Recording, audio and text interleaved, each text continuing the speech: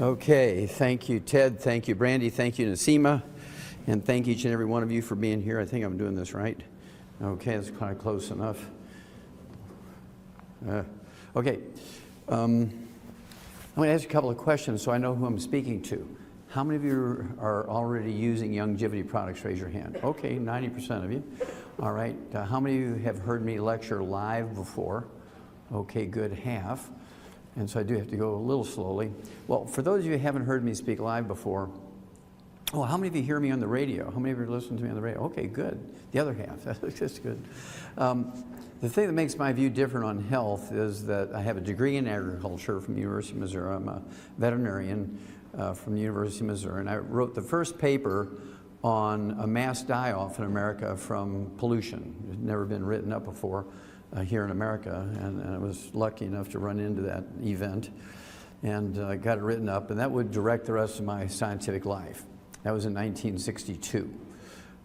Became a comparative pathologist, as Ted alluded to, and worked with Marlon Perkins from the old Mutual Omaha Wild Kingdom show. Some of you are old enough to remember that. He was before the crocodile hunter for you younger ones.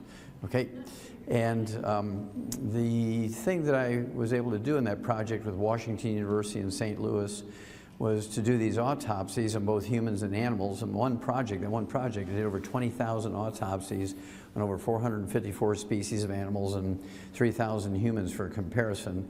There's over 10 million chemistries and that many slides with special stains. And the book that came out of it's 1,200 pages, and it's in the Smithsonian Institute as a national treasure.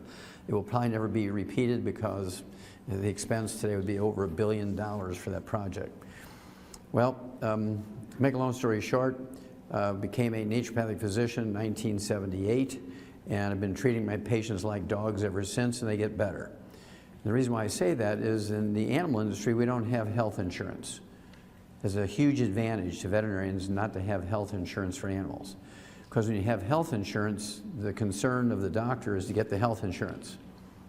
When you don't have health insurance, and let's say it's a cow, if you want to treat that cow for 10 years, in cows we don't have insurance. Let's say a pig, if it has double knee replacement, the farmer doesn't have insurance for a double knee replacement if he has arthritis in his knees, so they just eat them. A goldfish, if it's sick, you just flush him down the toilet. It's a flush treatment. Okay? A dog, if he has a $2,000 treatment, most of the time he's going to heaven the next day at 1 o'clock. You know the exact moment because you're going to get the injection, right? So in humans, we have this problem. There's no law requiring a doctor to cure you when there's a cure available. You assume, because you're innocent, that he wants to cure you. You assume because you're innocent that doctors want to cure you. Let's say you have diabetes, and I can cure you in 2 to 14 days of diabetes. The doctor makes $300 from a office call. Actually, the pharmacist will make more money from the medications, right? But if he can treat you for 25 years rather than cure you in 3 weeks, he makes $750,000. So it's not unethical, it's not unlawful for him to treat you for 25 years. And so which way is he going to go? $750,000 or $300,000? And that's the problem with human medicine is insurance. It's the worst possible thing that can happen to human medicine because it made the doctors figure out how to get the insurance. When they treat you, they ameliorate or dampen down symptoms. They do not cure the disease. Every drug, with the exception of antibiotics, which can kill, let's say you have a strep throat, there's antibiotics that can cure strep throat. If you have syphilis, penicillin will cure syphilis. But it's always the infectious disease with an antibiotic that we can cure. There's 250,000 pharmaceuticals that are prescription drugs in the PDR, the physician's desk reference, that they have access to. With the exception of antibiotics, which are about 500, so 249,500 are prescription drugs, non-antibiotic, only treat symptoms. There's not a single pharmaceutical other than antibiotics that cures a disease. They all treat symptoms. When does a doctor make the most money? When you're sick or when you're well? When you're sick. When does the pharmaceutical industry make more money? When you're sick or when you're well? Now, the medical system has legislated themselves into a protected monopoly. Everybody but medical doctors are quacks.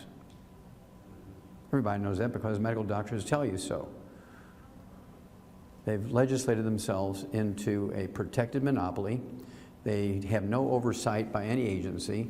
They self-police, and they have unlimited money through government and private insurance. Bam! You're dead. Now, I'm going to show you two things. Number one, I'm going to show you why you must change what you're doing. Then I'm going to show you how to do it. That fair? Now hold your questions and comments till the end. This is going to be totally different than any health lecture you've ever seen or heard.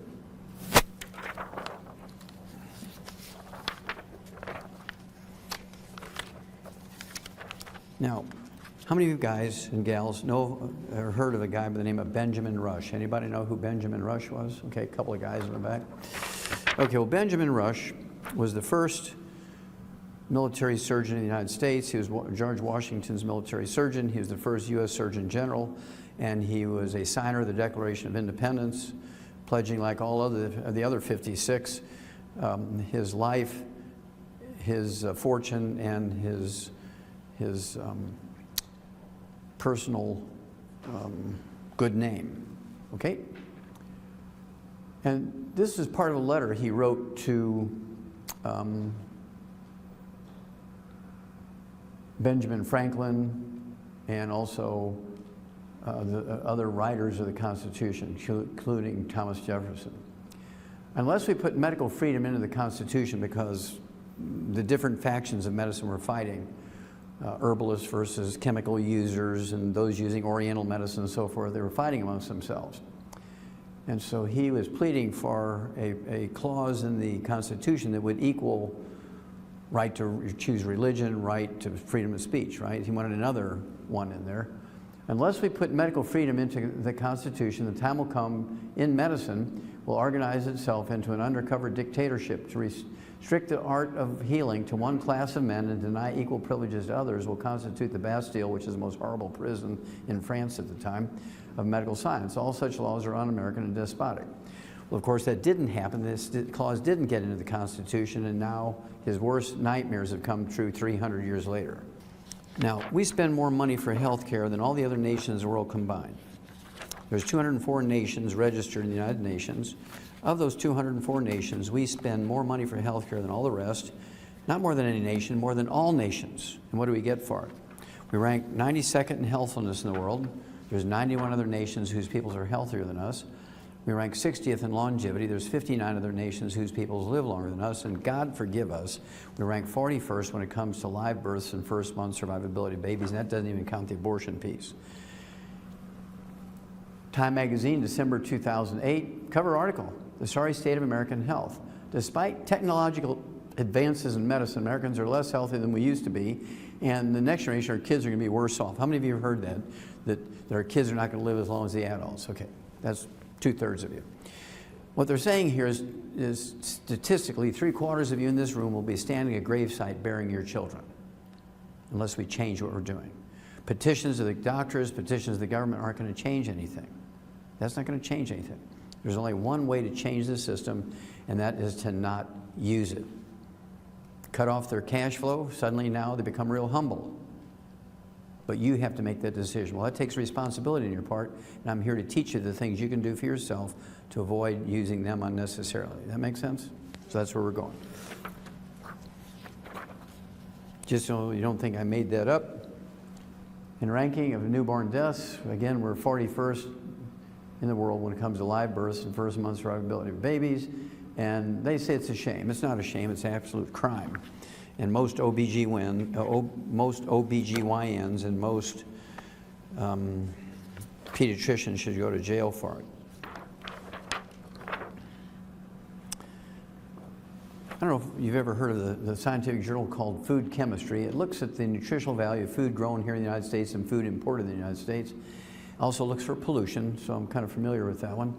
And in the April issue of this year, April 2012, there was a big article in there that looked at 8 very well-known, trusted names in baby foods, Gerber's, Similac, Enfamil, these kind of things.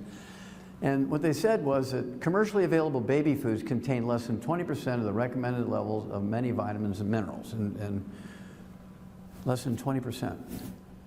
This is why we have autism and ADD and ADHD. It has nothing to do with vaccinations, nothing.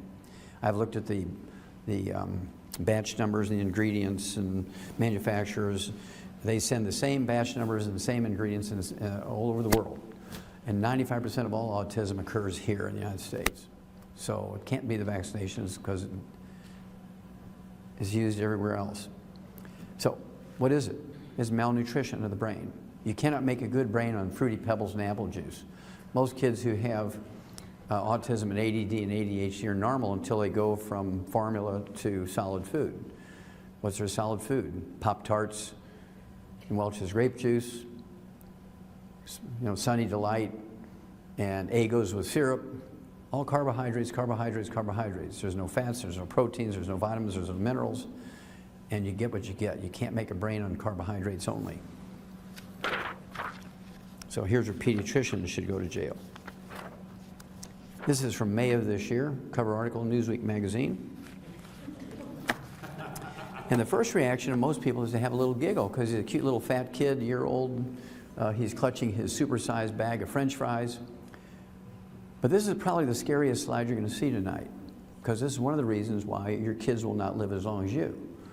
They're predicting already that this kid here, a year old, when I grow up, I'm going to weigh 300 pounds. Raise your hand if you know we're the #1 obese nation in the world. Anybody know that? Yeah, oh, well, good. I don't know, it's kind of interesting line there, and those people don't know. We're the #1 obese nation in the world. The only thing that we're #1 in the health industry is obesity. Now, what does that tell you about the medical systems and the government's knowledge about obesity? They know nothing!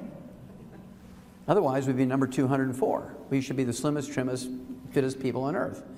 But they know nothing about the thing that makes us the sickest people on earth, obesity, and we'll talk about that in a minute. Another little piece here came out the 19th of September, just about a month ago. In 2010, 36% of Americans were obese. 2030, they're projecting that 50% will be obese. Now, what that tells you is they know nothing, because if they knew something and they could predict what's going to happen in 20 years, they should say, well, it's 36% now, but in 20 years it'll be 20%, another 20 years it'll be 5%. But instead it's going up, which means they have no earthly idea how to stop it. Some states like Mississippi, the most obese nation, or excuse me, the state in America, the most obese right now, they're going to be 66.7%, almost 67% obesity. 2/3 obesity is what they're projecting for. Same thing for Maryland, or Delaware, I guess it is Delaware. It's 64.7%, almost 65%. And then you're looking at South Carolina, 63%. This young fella died at 21 years of age of Crohn's disease and a certain type of liver disease called primary sclerosing cholangitis, which is a simple nutritional deficiencies. How many of you heard of Crohn's disease? Okay, Crohn's disease is a simple problem, very simple problem. They say it's an autoimmune thing, and he fought valiantly for 11 years, and then he died. All they do is give him prednisone and cortisone and tell him to eat, give up lettuce and stupid things like that, right? And he died at 21 years of age of complications of Crohn's disease and liver disease. All he had to do was go on a gluten-free diet. We'll talk more about that in a minute. Go on a gluten-free diet, take the 90 essential nutrients, and he'd live to be 121. But when it comes to these things, doctors are either very stupid or they're criminals, because if they know the answer and they choose to treat him rather than cure him, they should have cured him when he was 10 years old in 3 to 6 months. But if they're ignorant, that means they don't know what to do. If they know what to do and they choose to treat him for a long period of time for the money, that means they're criminals, right? And so I'll give them the benefit of the doubt and just say they're stupid, ignorant people. This came out October 11th, just this month. Stroke rates increase among younger patients. It's happening in younger and younger and younger people now that are getting stroke. And there's many, many reasons for that, but the basic reason is there's 2 types of stroke. 85% of all strokes are caused by blood clots in the brain, thrombotic stroke. This is caused by a simple deficiency of the omega-3 essential fatty acids, or a ratio problem between omega-3, 6s, and 9s. Now I'll propose to you, I actually sued the FDA over this and prevailed in federal court, and I'll show you what to do to prevent strokes very simply. AARP, their monthly bulletin, American Association of Retired People. I'm glad to see so many young people in here because we got to start young, right? We can't wait till people, my doctor says I have 3 seconds to live. Can you save me with vitamins? Yeah. Okay. You'd be amazed at how many people I get like that. Oh, I heard your tape 20 years ago. I didn't do anything and now I got 2 seconds to live. Can you help me? Okay. Okay, so the AARP bulletin, March of this year, the worst place to be in America when you're sick is an American hospital. I took 2 pieces out of the body of the article, and one of which is the number of American patients who die each year from American hospital errors is equal to 4 jumbo jets crashing each week. That's about 1,200 to 1,500 people per week. How many of you would fly commercial airlines if you knew they killed 1,200 to 1,500 passengers every week? Nobody would fly! I must see my doctor. I must see my doctor. And then also, in the same issue, each U.S. surgeon operates on the wrong person, wrong body part as often as 40 times a week. Boy, that brought silence to the room. That's because they're usually intoxicated on alcohol, street drugs, or prescription drugs, and that comes from a 6-year-ago study by Lucien Lepay, who's the head of the Department of Public Health at Harvard Medical School, and he went around and blindly took blood samples from doctors. He just showed up and took blood samples from them, and he ran them, and 52% are intoxicated during their working day on something. That's why they make so many mistakes. It's published stuff from Harvard Medical School. Newsweek magazine cover article. Why is that guy terrified?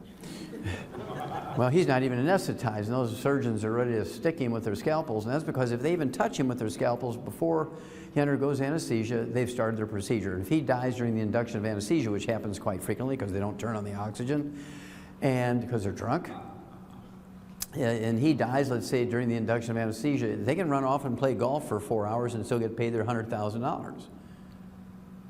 So they want to start the procedure, right? Now, the one word that will save your life in a hospital is a 2-letter word that every 2-year-old knows. No! Whatever they tell you, you're going to respond by saying no. Now, what is that guy afraid of? I mean, this is a universal fear posture, right? It doesn't matter what language you speak. If you're doing this, you're afraid of something. Now, let's say you're in the hospital, you have 4th-stage cancer. It's gone to the regional lymph nodes, maybe gone from your colon to your lungs, you're in real trouble. They say, look, we've given you 4 rounds of chemotherapy, nothing seems to be working, but we have this new experimental drug coming out in a couple of weeks, and we want to try it on you. Your response should be, no! Because they know that it's not going to work on you. 97% of the time, chemotherapy doesn't work for cancer. That's published in the Journal of Oncology about 3 years ago. 97% of the time, chemotherapy is useless. But they got to give you something. It'll shrink the tumor a little bit, but you still die. Okay, now, so this experimental drug is going to be the same way. It's going to shrink the tumor a little bit, but you still die. And so what they're asking you to do is to let them use you as a guinea pig to see if just the injection of the drug kills you. Because they have to have 100 patients who will be injected with the drug, and they have to have less than 3 die from the drug itself before they approve it. So they're looking for the village idiot to say, okay, see if I'm the one you're going to kill. So what is he afraid of? Well, there's 7 physicians on the facing page, and I want you to look at their body language and their faces to see if they're coming to him as good Samaritans. They remind me of the Walking Dead series on TV. The doctors of the Walking Dead. And the reason why they're coming for him is he is the only one in the hospital with money. Everybody else is a Medicare patient. They don't have any money. They'll play hockey out there. They'll knock each other down because they want to be the one to get to him to get the money. These are not uncommon things. Usually Reader's Digest is a very chummy magazine with really great stories. You know, the dog drags a kid out of the fire in the house, and the 2-year-old calls 911 and saves grandma from a heart attack. But look at this cover article in 2007, June of 2007. Fatal hospital mistakes! Now, how common is that? Well, in 1999, I made one of my, I don't know, 30 or 36 CDs I have out there. And I have to admit, I used the title of a movie. How many of you have heard of the Ray Milland movie? Some of you are old enough to remember that old Ray Milland movie, Dial M for Murder. Dial M for, it's a great movie. And then it was remade here about 10 years ago or 15 years ago with Michael Douglas. It was called The Perfect Murder. The same storyline, just new technology and stuff to make it modern. But it was the same storyline. All I did was change it by one letter. Instead of saying Dial M for murder, I said Dial MD for murder. The doctors didn't like that. They just like went crazy. And in this CD, I read this stuff from this newspaper article. Each year in America, VA medical doctors make 3,000 mistakes, which cost the patient there a limb or an eye, or to stay in the hospital for another 6 months because of infections or whatever.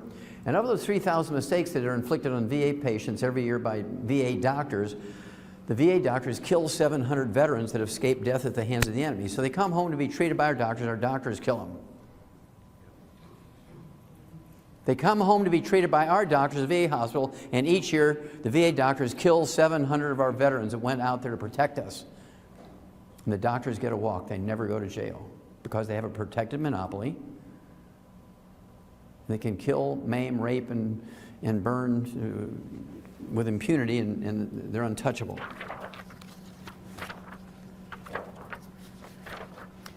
This came out. It was a full-page story in the USA Today in February 2007. I had to chop it up a little bit to get on this 8.5 by 11. Look at the title here: Patient, Protect Thyself. Now, the data that I'm going to share with you came from the Journal of the American Medical Association, very, very well-respected journal. Whether you agree with them or not, they are very well-respected. And then the Center for Disease Control, which is a federal agency in Atlanta, Georgia, that looks at this stuff. And what the article said was, each year in America, medical doctors kill, injure, and infect 15 million of their customers at their workplace. They get a walk. They don't even get an OSHA ticket. Each year in America, medical doctors kill, injure, and infect 15 million of their customers at their workplace. 5.8 million in hospitals and 9.2 million in private offices and clinics. How many of you would fly commercial airlines if you knew that they killed, injured, and infected 15 million passengers every year? Nobody would fly. This is one of my favorites. Each year in America, medical doctors inflict 2 million infections on hospital patients. Of those 2 million infections, 90,000 die. They kill 90,000 people each year just from infections that they inflict on the patient. Now, how can that happen? Well, that's because they wear the same white coat, the same pantyhose, the same trousers, the same shoes from room to room to room, dragging pee, poop, blood, pus, snot, gunk, viruses, bacteria, everything you can think of. By contrast, in a pig barn, by federal law, you're required to disinfect your boots when you go from one pig pen to the next because you want to be dragging swine flu with you. We treat pigs better than we do people. We treat pigs in a barn better than we do people in a hospital. Now, how can I say that? Well, this came out in August, about almost exactly 2 months ago. Tomorrow will be 2 months ago.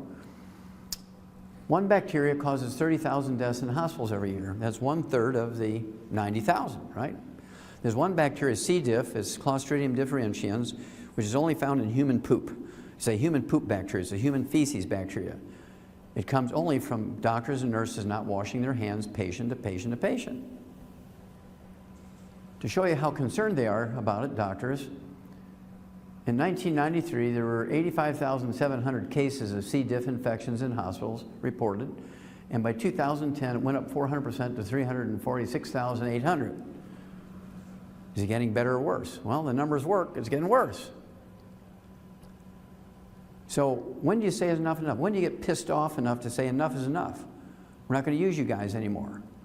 Don't you think? Remember when that Toyota, there was 60 people got killed. 60 people got killed in was it 4 years or 5 years from Toyota's accelerator problem? 12 people a year. I mean, it was a big hoo-ha. Oh, oh! I mean, everybody's suing for billions of dollars, front page stories. It was a mess. Here we have one trade in their workplace. They kill 90,000 from infections every year because they don't wash their hands after they go potty. Nobody cares.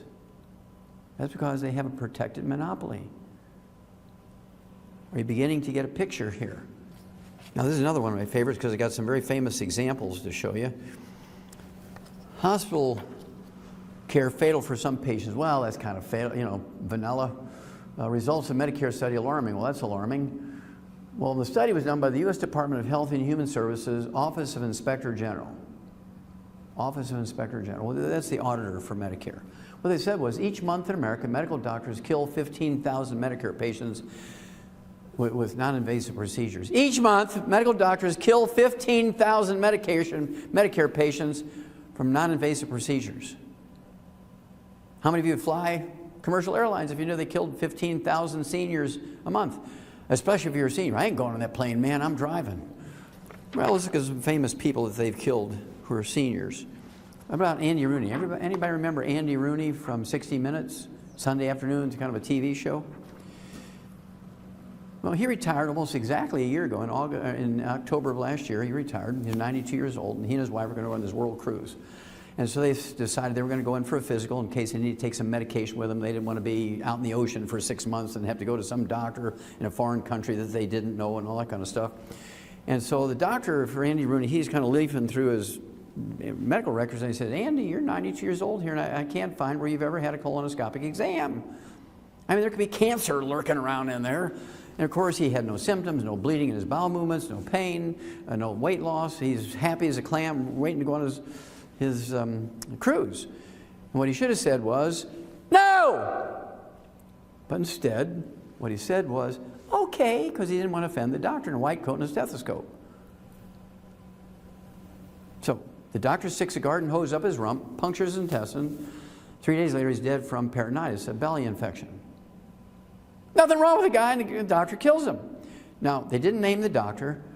They didn't name the hospital because if the hospital and the doctor's name went out, I mean, my God, it would interrupt their cash flow. Everybody would cancel.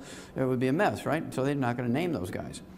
Now, what makes this really bad is, in here, the cause of death is listed. You go online and look at Andy Rooney obituary, and you'll find him. They always say, Mr. Rooney died of complications of a minor medical procedure. Well, wasn't minor for him. It killed him. Doctor gets a walk. Hospital gets a walk. How many of you heard of Dick Clark? You know, American Bandstand? Okay. He went in for an outpatient procedure. He was supposed to be having the procedure 11, done by 11:30, out in the golf course by 1 o'clock. That's what he was told. Now, what he was going to have was one of those little rotor-rooter things on his prostate gland, because he'd have to stand in front of the toilet for 2 or 3 minutes before he could get a urine stream going. So instead of coming to me and getting it fixed with nutrition, it's a simple nutritional problem, instead of getting it fixed with nutrition, he opts for the scientific thing. Let's do surgery and rotor-root it out. Starts at 11 o'clock as scheduled. 11:30 he's dead. He died of a coronary thrombosis. That happens to 30,000 men each year within an hour after the procedure. Now, there's another 200,000 each year that have a stroke or a coronary thrombosis, but they don't die. 30,000 of them die every year from that procedure. I'll show you that fact in a minute. Now, how do you remember a guy by the name of Neil? Anybody remember Neil? I'll give you one more piece of the name. How about Neil Armstrong? How many remember Neil Armstrong? Our top astronaut, right? The first guy to step foot on the moon. He saved, single-handedly, he saved 2 NASA missions. Saved the spacecraft, saved 2 crews. It was a mess. That he saved NASA from a terrible disaster 2 times. So he's 82 years old. He goes in for his physical. They say, Neil, you're 82 years old. We've never seen a specimen like you. He's 82 years old. You're as fit as can be. That NASA program must be really great. But we did find one little thing we're concerned about. You have a blocked artery. You got a 30% blockage in a coronary artery. Now, it's not dangerous now. You don't even have symptoms. No, I don't have any chest pain or anything. No angina. Okay, you're not breathless. No, he said, I can run 20 miles every day, no problem. Okay, well, you're fit now. And what we're proposing is we don't wait for 5 years until it's 70% blocked or 85% blocked. We don't wait until you have a heart attack in the middle of the night and you die on the way to the hospital. You're fit now, and all we want to do is go in there and put a stent in there, do a bypass, and you'll never have to worry about a heart attack. I mean, we're lucky we found it early. Yes, sir. Good naval airman. Let's go for it. Well, what did Neil die from? He didn't die of a heart attack. He died from complications resulting from cardiovascular procedures. See, the story was not all the wonderful things that Neil Armstrong did in his life. That was not the story. The headline should have been, Doctors Kill Top Astronaut. But since they have a protected monopoly, they killed him, and they're hiding. You don't know who the doctor was that killed him. But if that had been a successful thing, they'd have had this news conference and all the white coats and stethoscopes, and oh yeah, it was a very difficult thing, and we saved the astronaut, and how wonderful. My name is Dr. So, here's my 800 number, you can call me for appointments, and it would have been a big hoo-ha, right? But since they killed him, they're not going to let you know who they are. Are you beginning to get a picture here? So if they can kill an Andy Rooney, a Dick Clark, and Neil Armstrong, and another couple of 100,000 people each year who are nameless because they're not famous. Michael Jackson, there's another one. Stupid Dr. Murray, probably snorting half of Michael's drugs. You know, Michael just happened to pick one of the dumbest, most careless doctors on earth. Now, how many of you heard of cholesterol? Raise your hand. You know, the substance cholesterol. Okay, good. Now, I'm here to tell you that there's not a single disease that's caused by elevated blood cholesterol. There's not a single disease that's caused by elevated blood cholesterol. Elevated blood cholesterol is a red warning light. How many of you have ever seen the red warning light in the dashboard of a car? Whether it turns on or not, you know there's a red warning light, right? Something's going on with the engine. Can you name me anything any mechanical or chemical or electrical thing that the red warning light inflicts upon your vehicle? No, the red warning light, as the name implies, it warns you that something bad's going on. You need to add more coolant, you need to add more oil, you may have blown a head gasket, you don't want to drive it, you want to get towed in so you can get the engine fixed. That's what the red warning light is warning you, right? Well, elevated blood cholesterol is a warning. I wrote that up in 1971. It was published, it was like translated into 6 languages in a Danish pathology journal, Acta Pathologica, and it was a big thing. And I compared clogged arteries in vegans versus meat eaters. Vegans, of course, I think you're all young enough to know vegans are people who are vegetarians who eat nothing but grains, vegetables, fruits, and nuts, no animal products, and they believe that's a healthy thing. But I don't believe it's healthy. This is a political statement because they say, okay, well, one cow eats as much food as 50 people. If we're all eat stuff like cows, and get the cow out of the cycle, we can feed 50 more people, right? I mean, that's how vegans think. Well, a cow has 4 stomachs. You can't process grass the same way a cow does. You got 50,000 little helpers in there. I mean 50,000 individual organisms, 50,000 different species of individual organisms. You've got billions and billions and billions of little organisms there that do things that you don't have the capacity to do. So you can't live on pasture grass like a cow. So being a vegan is a political statement rather than a nutritional statement, right? So what he did, when you do 20,000 plus autopsies in all these different species and 3,000 humans, 10 million slides, 10 million chemistries, you can write a lot of articles, which I did, right? One of which was comparing the amount of clogging of the coronary arteries in vegans versus meat eaters. Guess who had the worst clogged arteries? Vegans. Because of poorly stored grains, the oils in the grains oxidize and turn into trans fatty acids, free radicals, which inflame the arteries and cause them to clog. Another thing that happens with vegans, they stir fry organic vegetables in extra virgin olive oil. Turns into trans fatty acids, inflames your arteries and clogs your arteries. Somebody lives on, the meat and potatoes guy, as long as he's not burning the meat, if he's eating his meat raw, or medium rare, and having some baked potatoes, he won't get clogged arteries because there's no trans fatty acids in any of that. You're getting a picture here. So just because somebody says something's good, when you have to look at it and see if it really is. Well, again, cholesterol is not bad. If you have elevated blood cholesterol, the normal cholesterol for human beings, the normal range is 220 to 270. 220 to 270 is the normal range. And if you have a blood cholesterol without medication that's below 200, you have gluten intolerance because you can't absorb cholesterol. I've seen people with cholesterol at 60 and their doctors, man, you can eat 10 eggs a day and not worry about it. You got cholesterol 90, man, you're lucky. No, you're dying because you have gluten intolerance, you can't absorb cholesterol, which is a very big, complicated molecule. Okay? So, FDA adds new safety information to statin drugs, cholesterol-lowering drugs. February 2012. Federal health officials are adding new safety warnings about the risk of statin drugs for memory loss, Alzheimer's disease, and elevated blood sugar. If you take statin drugs to lower your cholesterol for 10 years, and at the same time you're on a cholesterol-restricted diet, you're going to increase your risk of Alzheimer's disease by 100%. In other words, you're going to get Alzheimer's disease as predictable as gravity. I'll tell you why in a minute. Also, if you're on statin drugs to lower your cholesterol and you have a cholesterol-restricted diet for 10 years, you increase your risk of type 2 diabetes by 50%. What causes elevated blood cholesterol and triglycerides is it's a red warning light for diabetes, it's a red warning light for low thyroid, it's a red warning light for deficiencies of 6 different minerals. It in itself causes nothing. I said that in 1971, and everybody, well, I shouldn't say everybody, there was 25 doctors I used to hang around with, and of course they just put their arms around me and said, oh, Wallach, I mean, you know, you must be sniffing glue. Everybody knows it's the cholesterol, man. Well, they all took their statin drugs, and guess what? They're all dead, I'm alive. God is good. Okay. Science News is kind of a summary journal for doctors. They look at thousands of scientific articles written every month, and they summarize them so doctors can read the summaries, which usually are a half a page. And if they like something, they can send somebody to get the entire article. They don't have to read thousands of articles.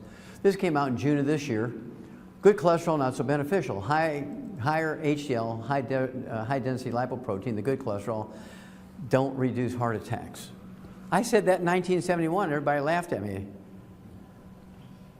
Now it's published. You can go back and read it. Okay? And so it's nice to be redeemed a little bit, right? I'm going to go to each of their graves and put one of these on there. Okay, now there's not a single medical screening test that prevents the disease. And I saw on TV the other night where the American Cancer Society is still talking about get your screens to prevent cancer. There's not a single screening test, medical screening test that prevents the disease. Now, it might catch it earlier. We can get into the treatment system, which can be a bad or good thing, right? So this is the Globe and Mail, which is the USA Today equivalent in Canada. It's a national newspaper. I just like this title along with that picture here. Screening is not prevention. Now, how many of you ladies have heard of mammograms? Raise your hand. If you don't raise your hand, you're probably lying. Okay, even men have heard of mammograms, right?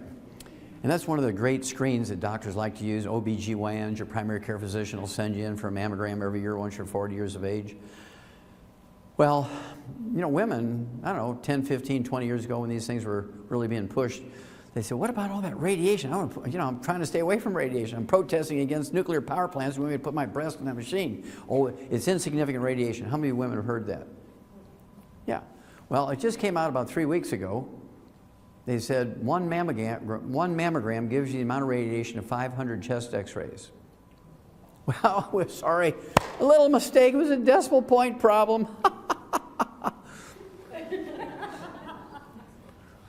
One mammogram, one CAT scan, one MRI gives you the equivalent radiation of 500 chest x-rays.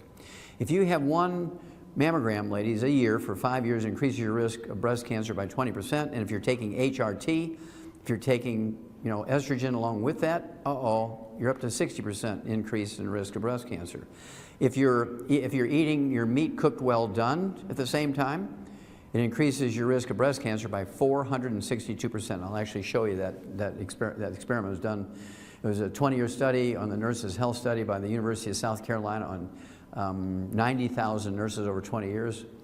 It increases your risk of breast cancer by 462%. Now to see, does Susan G. Komen tell you that? No. So, next time your doctor says, look, it's time for you, I'm looking in here, you're beyond your year, you need to go get a mammogram. You should say, well, I don't think I want to do that. I'm concerned about the safety. And the doctor will say, well, I insist because I'm one responsible for your health and I don't want you to get breast cancer. Now, what he's really saying is, I don't want to give up my $400 I get kickback from the radiology laboratory, because radiology is one of the things that doctors get kickbacks on. If you get an ultrasound, they get 10 bucks. A mammogram, it's 400 bucks. They're happy about those things, right? Now, so what you're going to say, ladies, is this. Look, I'm concerned about safety. And if you can convince me it's safe, I'll do the mammogram. And here's what I want you to do. What I want you to do is put your testicles in the machine. And I want you to let me be the one to crank down on that plate until you groan a little bit. Ah. Then I want to be the one to yell to the guy standing behind the 2 inches of lead and say, "Hit it, Frank!" And if you'll let me do those 3 things, I'll get the mammogram. And you know what that doctor's going to say? No! You can do your own self-examination at 10 o'clock in the morning on the 15th of every month, even if you're 10 years into menopause. Keep a log and map out your breast where all the little bumps and lumps are you've had all your life, you know, kind of thing. But suddenly now this little pea-sized knot that's been there forever is a little tender now. It never used to be tender. Go get a high-definition ultrasound. It'll actually give you more information than a mammogram. There's no radiation. Now, you guys don't get off easy. A federal panel now is discouraging PSA prostate screening. Why PSA risk might not be worth it, and this is where that 30,000 number came from. How do men fare after this surgery? Oops. Houston, we have a problem. Time Magazine, Health and Science section, June 4th, 2012. Skip the PSA screen. Experts say PSA blood tests for prostate cancer don't save lives. But anyway, this is his story. But the most important piece of the story when this was written up was this paragraph here. Richard Ablin, the scientist who discovered the PSA test, calls the testing's widespread use a public health disaster because it gives a 98% false positive, gives the doctors permission to kill you. Prostate cancer does not kill anybody. If you have prostate cancer and you die, it's always from the treatment. It never goes to your liver, your lungs, your brain. It never kills you. It goes regionally. It'll go into your pelvic bones, your lumbar vertebrae, and your leg bones, but that's it. Probably 90% of all men who die over the age of 85 have prostate cancer. It's usually the size of the head of a pin, never left the prostate gland, but the PSA test is like 100 instead of below 5 like it's supposed to be. Oh my God. You got to get treatment here. You're dead. Now, doctors have become pre-grave robbers. I got a couple more of these, then you'll understand where doctors are coming from, then I'll tell you what to do for it, okay? But I got a few more to show you. A couple more categories here. Medicare cost for hospice is up 70% every year. 70%, 70%, 70%. How much does it cost to stick your finger on somebody's carotid artery to see if they're dead? You don't need a lot of technology there, right?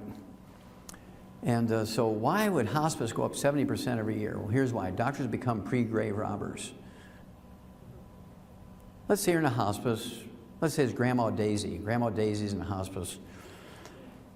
And she's got stage 4 colon cancer has gone to her brain. She's in a coma. She's being fed IV, and the doctor calls for a conference. The immediate family, they're at the hospice, and they're all sitting there, tears coming down, looking at Grandma Daisy there. She's kind of gonzo. She's in a coma because of this cancer's gone from her colon to her brain. The doctor's saying, look, we can pull the plug. She'll be dead in 3 days. But I recommend we kind of do what we can to keep her going here, and I want you to sign a paper allowing us to resuscitate her if she has cardiac arrest, because there's this new drug coming along, and it might just help her. Of course, the instinct is to want to grasp onto that last straw, right? And, yeah, well, let's go for it. You know, we got insurance, it'll pay for it. And so everybody, especially, invariably, it's the biggest guy in the family. You know, the grandson who's 7 foot tall, tight end, you know, weighs 300 pounds and can kill you with a look, right? And he looks at the doctor and says, whatever Grandma Daisy needs, she gets, right? And the doctor, oh, yes, sir. Grandma Daisy was the best. She ironed our underwear. She made all our food from scratch, nothing ever canned or frozen. She was the best. Whatever Grandma Daisy needs, she gets.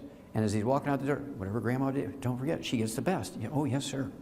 Well, as soon as everybody signs a paper and they've left the room, this doctor, this hospice doctor, is on the internet calling all his golf buddies. I checked out Grandma Daisy here, and she's got $300,000 left in all her accounts between Medicare, her private insurance, and everything, and her supplements. She's got $300,000. They're there in a heartbeat. They give her a hysterectomy, double mastectomy. They'll do a double hip replacement, double knee replacement, cataract surgeries. If she has one tooth, they'll yank that, do an upper and lower dentures, and then they put implants in her middle ear because she was deaf. And then they pull the plug, say, oh, and they call them, say, oh, Grandma Daisy had a turn for the worse and she died, but only after they get the money.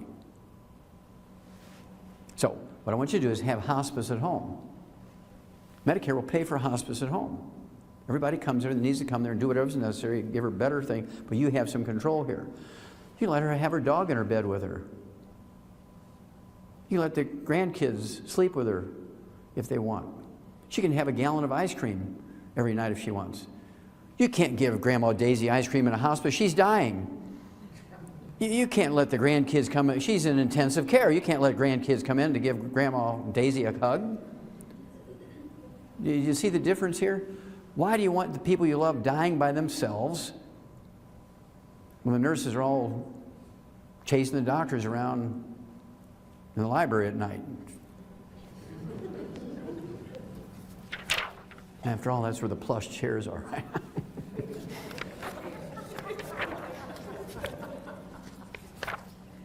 Just so you know that I'm not making this stuff up, doctor in repeat surgery probe gives up license. Now this guy he had 10 times the number of repeat surgeries on people than any other doctor in the state of Oregon, and it was only because he had 40 lawsuits against him that the organization did something about it.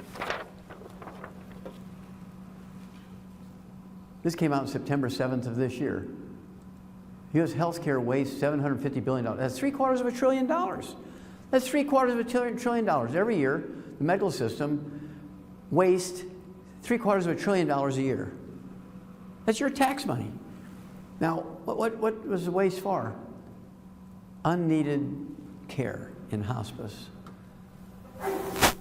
I never say anything I can't back up. This is going to make you feel warm and fuzzy. Each of you owes the Chinese government $534,000, which totals $62 trillion. Now, why is that? Well, that's because over the last 30 years, each one of your elected officials in Washington, regardless of party, independents, libertarians, Democrats, Republicans, they all did it. What they did was they took all your money from your Social Security funds, your Medicare and your Medicaid funds, and gave it over to the highway departments, which you see all this highway work going on here. That's your Social Security money. That's your Social Security money, okay? And this was so they could come back and say, I brought home the bacon last year. I got 100 new jobs in this district, and I want you to re-elect me. Oh yeah, we got 100 new jobs, we got re-elect you. Well, when the first baby boomers came along, 80 million of them, the first wave about 4 years ago came along. Okay, we're here for our Social Security. Everybody's looking at each other in Washington. We don't have any money. They're here for their money. We don't have any money. So, well, you got to wait 6 months. Next year, you got to wait another 6 months. And so now I think you got to be 70 before you get your first payment in Social Security. It used to be 65, right? You got to keep waiting and waiting and waiting. And that's why, because there's no money there. So they run to the Chinese. We need money. Okay, we'll give you the $62 trillion. We want some security here. So what security did they have to give for $62 trillion? It wasn't a signature in their name. What it was all the weekly revenues from federal lands. Oil leases, we're talking about timber permits, grazing permits, all of the tolls from the federal toll roads. Weekly bypasses all the American banks and goes straight to China. Not even keeping up with the interest, because this is a year old, it's now 70 trillion. This is outside that 16 trillion that's, you know, we're behind on our budget this year. We're behind on our budget, 16 trillion. That doesn't count this. I knew that would make you feel warm and fuzzy. Now, doctors are always at the bottom of it. This came out in 1997. A 1997 study by the Health Insurance Association of America found that 75% of insurance fraud, which is a federal crime, is committed by providers, which is a code word for doctors. You do that, you go to jail. Doctors do it, they get a walk. Now, you do have to change your diet. Now, we're just changing subjects a little bit here. You have to change your diet, part of your responsibility. There's 20 of these billboards around the Beltway around Chicago. You say, why on earth would they do that? That's because 75 years ago, the average age of diagnosis of colon cancer was 60. Well, now it's 38. And so this billboard is directed to 8-year-olds. Now, you talk to an 8-year-old about Grandma Daisy dying of colon cancer. Well, she was 82 years old. I'm only 8. That's a million years from now. I'm not worried about colon cancer. And so this is directed to 8-year-olds saying, "What, Mama, what's butt cancer?" Well, when I was a kid 73 years ago, geez, when I was a kid 73 years ago, I had processed meats with nitrates in it once a year. That was ham on Easter. Now, kids have processed meats with nitrates in it 15 times a day. They get bacon and eggs, they get ham and eggs, they get sausage and eggs, they get the all-meat breakfast with 14 different types of sausage and bacon and ham and pastrami and pepperoni and jerky, and then they get bacon bits in their salads. They have bacon burgers, and there's in their little Lunchables, there's these little rods made from pepperoni. They're getting all this nitrates and nitrates. And then there's fried foods. You got to give up fried foods.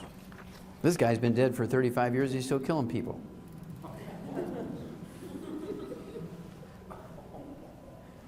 Now, you can eat safely at these places. You can eat safely at McDonald's. You can eat safely at KFC, but you got to be very restricted on what you pick.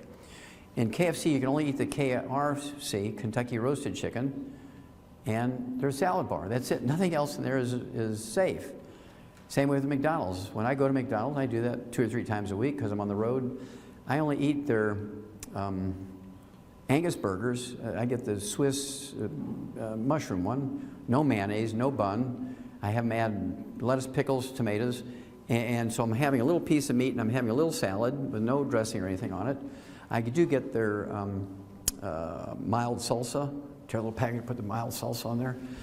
And then I'll drink their wild berry smoothies, and I will have their parfaits, which is a little yogurt that has blueberries and strawberries in it. That's the only 3 things I'll eat at McDonald's. But it's very sad. Going to McDonald's as often as I do, I always see grandmothers and grandfathers. You know, they're like in their 70s and 80s. Here's a little kid in a high chair, 2, 3 years old, and he's, smashing potatoes and doing the things that little kids do in high chairs. And here's Grandma with the chicken McNuggets, and she's always ripping the skin off the chicken McNuggets. See, little Frankie, watch Grandma, goody goody, nom nom nom nom, good for you. Here, and he's eating all these little skins of the chicken McNuggets.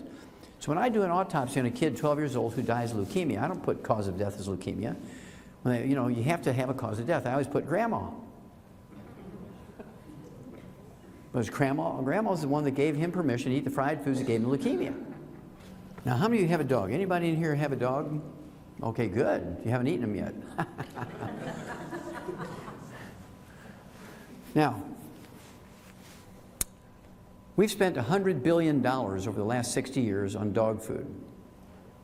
We've done research on dog food for $100 billion over the last 60 years. What do we get for that? Well, we've tripled the lifespan of dogs. 60 years ago, an old dog was 8 years old. Today, an old dog is 25. Also, we've eliminated 900 different diseases in dogs that still plague humans. And all the dog food industry wants is the next time you get your next dog, you'll use that same, well, that dog food was really good. And, little Lucky here lived to be 25 years old, and so I'm going to get that same dog food. So that's why they spent the $100 billion to make sure you would continue to use their brand of dog food. Now, a couple of questions here. They make dog food for toy dogs under 10 pounds of body weight. If you've ever bought dog food, you know this. They have dog food for toy dogs under 20 pounds of body weight. They have dog food for medium-sized dogs, 35 to 50 pounds. They have dog food for large breeds between 50 and 100 pounds. They have dog food for giant breeds over 100 pounds. That's so every mouthful is perfect dosage-wise. By contrast, when you look at whether it's nutritional supplements or if it's cough medicine or prescription drugs, the age is 12. This is for somebody under age 12. This is for somebody over age 12. An adult over age 12. How many have read those? It's on the over-the-counter stuff. Yeah, it's everything. Well, I know little kids that are 12 years old. They're 300 pounds. I know 80-year-old people who are 70 pounds. So you can't go by age. You got to go by weight, and that's why we're more successful in the animal industry, because we go by weight. So here comes the ultimate question. Well, there's 2 ultimate questions. If you were to ask your veterinarian, hey, can I give my dog the table scraps and leftovers preferentially to dog food? I mean, it's costing me $1.50 a day to feed this 80-pound dog, and my paycheck got cut in half here, and I really want to cut back, and can I give my dog table scraps? And the veterinarian would be horrified. What? We spend $100 billion perfecting dog food, eliminate 900 different diseases, triple the lifespan of your dog, and you want to feed them table scraps? I mean, the veterinarians would be mortified. No, no, no, no, can't do it. So here comes the ultimate question, the ultimate question. How come you eat and you feed your kids, your grandkids, food you know will kill a dog? You eat and you feed your kids, grandkids, food that you know will kill a dog. So we came up with a 90 for Life program in Youngevity. It's called 90 for Life for two reasons. Number one is the 90 essential nutrients, 60 minerals, 16 vitamins, 12 essential amino acids, 3 essential fatty acids. And what it means for life is for a healthy life, but it also means for life, for the length of your life. How many years do you need to take oxygen? All your life. How many years do you need to drink water? All your life. How many years do you need all 90 essential nutrients? See, these are not the optional nutrients. This is not the wax on the car. These are the things that drive the engine. So there's another look at those 90 essential nutrients. They're called essential nutrients, ladies and gentlemen, because we cannot manufacture them. We must consume them every day. There's food or supplements. Number two, if we don't have them, you get horrible diseases, which they'll all be fatal over some period of time. Every one of these, you know, calcium deficiency causes 147 different diseases. Calcium deficiency alone causes 147 different diseases. I want you to think about that. Why would the medical profession want you to get all the calcium you need? I mean, there are people who specialize in calcium deficiency disease, and they make millions of dollars every year treating your calcium deficiency with surgery. Well, what's in it for them if they tell you what to do for your nutrients? You can overdose taking vitamins and minerals. Don't you dare take them. Oh, my doctor says I can't take those. I can overdose. They kill 1.5 million people a year from pharmaceutical decimal point problems. From pharmaceutical decimal point problems, they kill 1.5 million people a year. But that's okay, they're FDA approved. Okay, we need 60 minerals, 16 vitamins, 12 essential amino acids, 3 essential fatty acids, and our food plants can take carbon dioxide out of the air, use the sun's energy in a process known as photosynthesis to manufacture long carbon chains with which the plants make vitamins, amino acids, fatty acids for themselves. And those societies that learn how to eat these plants will get these things, and they live longer and healthier. We need 60 minerals. And you notice the number of minerals is 2/3 of the 90 essential nutrients, so minerals are very important. Well, plants only need 3 minerals, we need 60. Plants only need magnesium to make the leaves green to get energy from the sun. They also need phosphorus and potassium to drive growth. Everything else they need to get from the atmosphere. Nitrogen to make amino acids and protein, carbon to make every other thing they need. So if you're eating a pretty good slice of organically grown, multigrain bread, organic, baked by the pastor's wife in church on Sunday after his best sermon, you're 57 short. Bam, you're dead.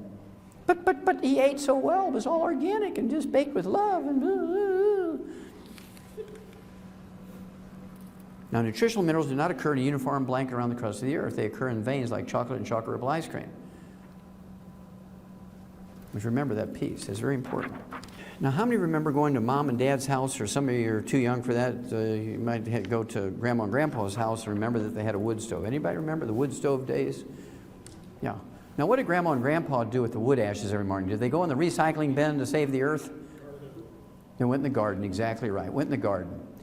Well, are wood ashes all the same? No. Remember, the plant only needs 3, so that tree might have only been in a vein that had 3 minerals. But it had 6, 8, 12, whatever it was. So all wood ashes were not alike. Okay, but they put them in the garden and plants benefited. At any rate, wood ashes are not really ashes. Somebody gave them that name thousands of years ago, and we've kept that name, but they're really the minerals that the tree sucked up out of the ground. So there's plant minerals, AKA wood ashes. We throw them out in the garden, the okra and the tomatoes and the sweet potatoes and the onions and all the peas and beans and squash and corn and everything you're growing out in the garden, suck all those minerals up. You eat those plants, you get your minerals in that fashion, right? That's how the old people used to get their minerals, through the plant minerals, AKA wood ashes, going to the garden. Plants suck them up, you eat the plants. Well, at 3 o'clock in the afternoon, Monday, September 4th, 1882, We know the exact moment, 3 o'clock in the afternoon, Monday, September 4th, 1882, Thomas Edison pulled the switch on the first commercial electric generating plant. Within 10 years, everybody in the city had converted from wood, which is inconvenient and messy for fuel, to electricity, propane, and natural gas. Now here comes the ultimate question here. How many minerals are left over? How many ashes are left over when you use electricity for fuel? 0! And what did you replace that source of nutritional minerals with? Nothing! And that's why we're all screwed up health-wise. You gave up 2/3 of the nutrients by changing your source of fuel. And doctors say, don't you take vitamins, minerals, you'll overdose. And they're not FDA approved.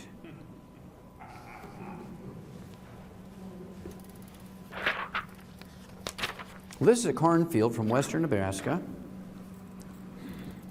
I want you to look at the uniformity of those rows of corn. Look at the uniformity there. Every ear, every leaf, every stalk is exactly the same. Same genetic background. I mean, it's a miracle to behold. Well, I can guarantee a couple of things just by looking at that field. I know there's at least 3 minerals there, because you'd have empty patches there if they were missing any one of the 3, magnesium, phosphorus, potassium, right? So you know there's at least that. But can you, without a $2,500 analysis of each ear of corn, can you tell me which row has 6 minerals, which row has 8 minerals, which row has 12, and which row has 22? You can't tell. And so in the animal industry, we don't have insurance to pay for silly things, and so we just put everything we know that those animals need in their little alfalfa pellets. Yeah, we put the corn and the soybeans, all that stuff in their alfalfa pellets, but we also put 60 minerals, 16 vitamins, 12 essential amino acids, 3 essential fatty acids in there. And whatever nutrition is in the alfalfa is value added. We don't depend on it. But I saw out here in the auditorium, or that gymnasium, you know, where I'm sure they use it for lunchroom too. On that far wall, there's the 4-food plate. It used to be the 7-food pyramid for a long time, and the government decided everything was going bad because nobody could remember everything on the 7-food pyramid. They converted it to 4 and leveled it out into a plate. You're supposed to eat variety and put 4 different colors on your food plate, and everything to be wonderful. That's the most insane approach to nutrition I've ever seen. Somebody needs to go to jail here. They kill more people than all the terrorists in the world combined every day. Now, this is a satellite photograph from 100 miles up of agricultural land in Southern California. Over here is the Pacific Ocean, over here is Yuma, Arizona, down here is Mexico. Up here is the Salton Sea, which gives you some sense of location. This is a salt lake, about 1/10 the size of the Great Salt Lake in Utah. But I want you to look at these mineral veins here. Look at those veins of minerals. Every color represents different minerals, different mixtures of minerals, different amounts of each one, and so on. How do you remember Popeye? Remember Popeye and spinach? You're supposed to get all your iron from spinach and everything. Well, the only place I can guarantee there's going to be a lot of iron is over here, because iron in the soil turns it red. I can guarantee you just by looking at this photograph that there's a lot more iron over here than there is over here. But am I going to spend $2,500 on every kibble and bit in dog food, and every can of dog food, and every alfalfa pellet for a laboratory rat and a cow to analyze it and make sure it has everything it needs? No. They don't do that. What they do is they put everything they know that animal needs appropriate for body weight, and then whatever's in the food is just value added. And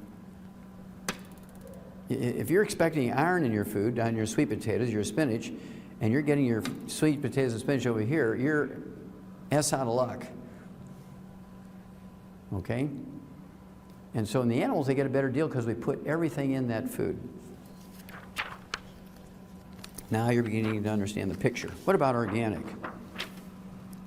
Well, I've been saying this since I did those studies in the 1960s for the National Institutes of Health, and the big multi-million-dollar study I did. This is a meta-study with 240 studies. Study sees no nutritional edge in organics. Now, people who grow organics and people who sell organics will lie to you. There's more nutrition in organic food. That's a lie. You can eat a non-organic carrot, could have 10 times more minerals in it than an organic carrot. Depends on what vein in the field it grew in. The only thing you can guarantee from organic is there's no sprays on it, which is not a bad thing. That's a good thing. That's a plus. No sprays, you know, knocks your chemical load down. That's a good thing. But they want you to also believe that it guarantees nutrition. It does not. So people who eat organic still have to supplement. This is what makes Youngevity unique. This is a compost pile, and this compost pile is made up of plants that were under the sea for thousands and thousands and thousands of years. This is a 25-foot cap of marine limestone. It has, this is a compost pile. This is 3,000-foot elevation. It goes down 2,000 feet into the ground, and this is plant material. So we were able to get it certified organic every year for 35 years. It has 77 minerals in it, including the 60 essential minerals, thank you, the 60 essential minerals in optimal amounts. Nobody else has this, so this is why we're so successful with over 900 different diseases. That's the miracle stuff. Now, there's 25 different ways to get it. That's the Russian version. Okay. Okay. Now, there's 25 different ways to do this, but the most, what should I say, the most easy for people to understand is the Healthy Start Pack. And this little bottle's on top of here. It fits in a kind of rectangular box.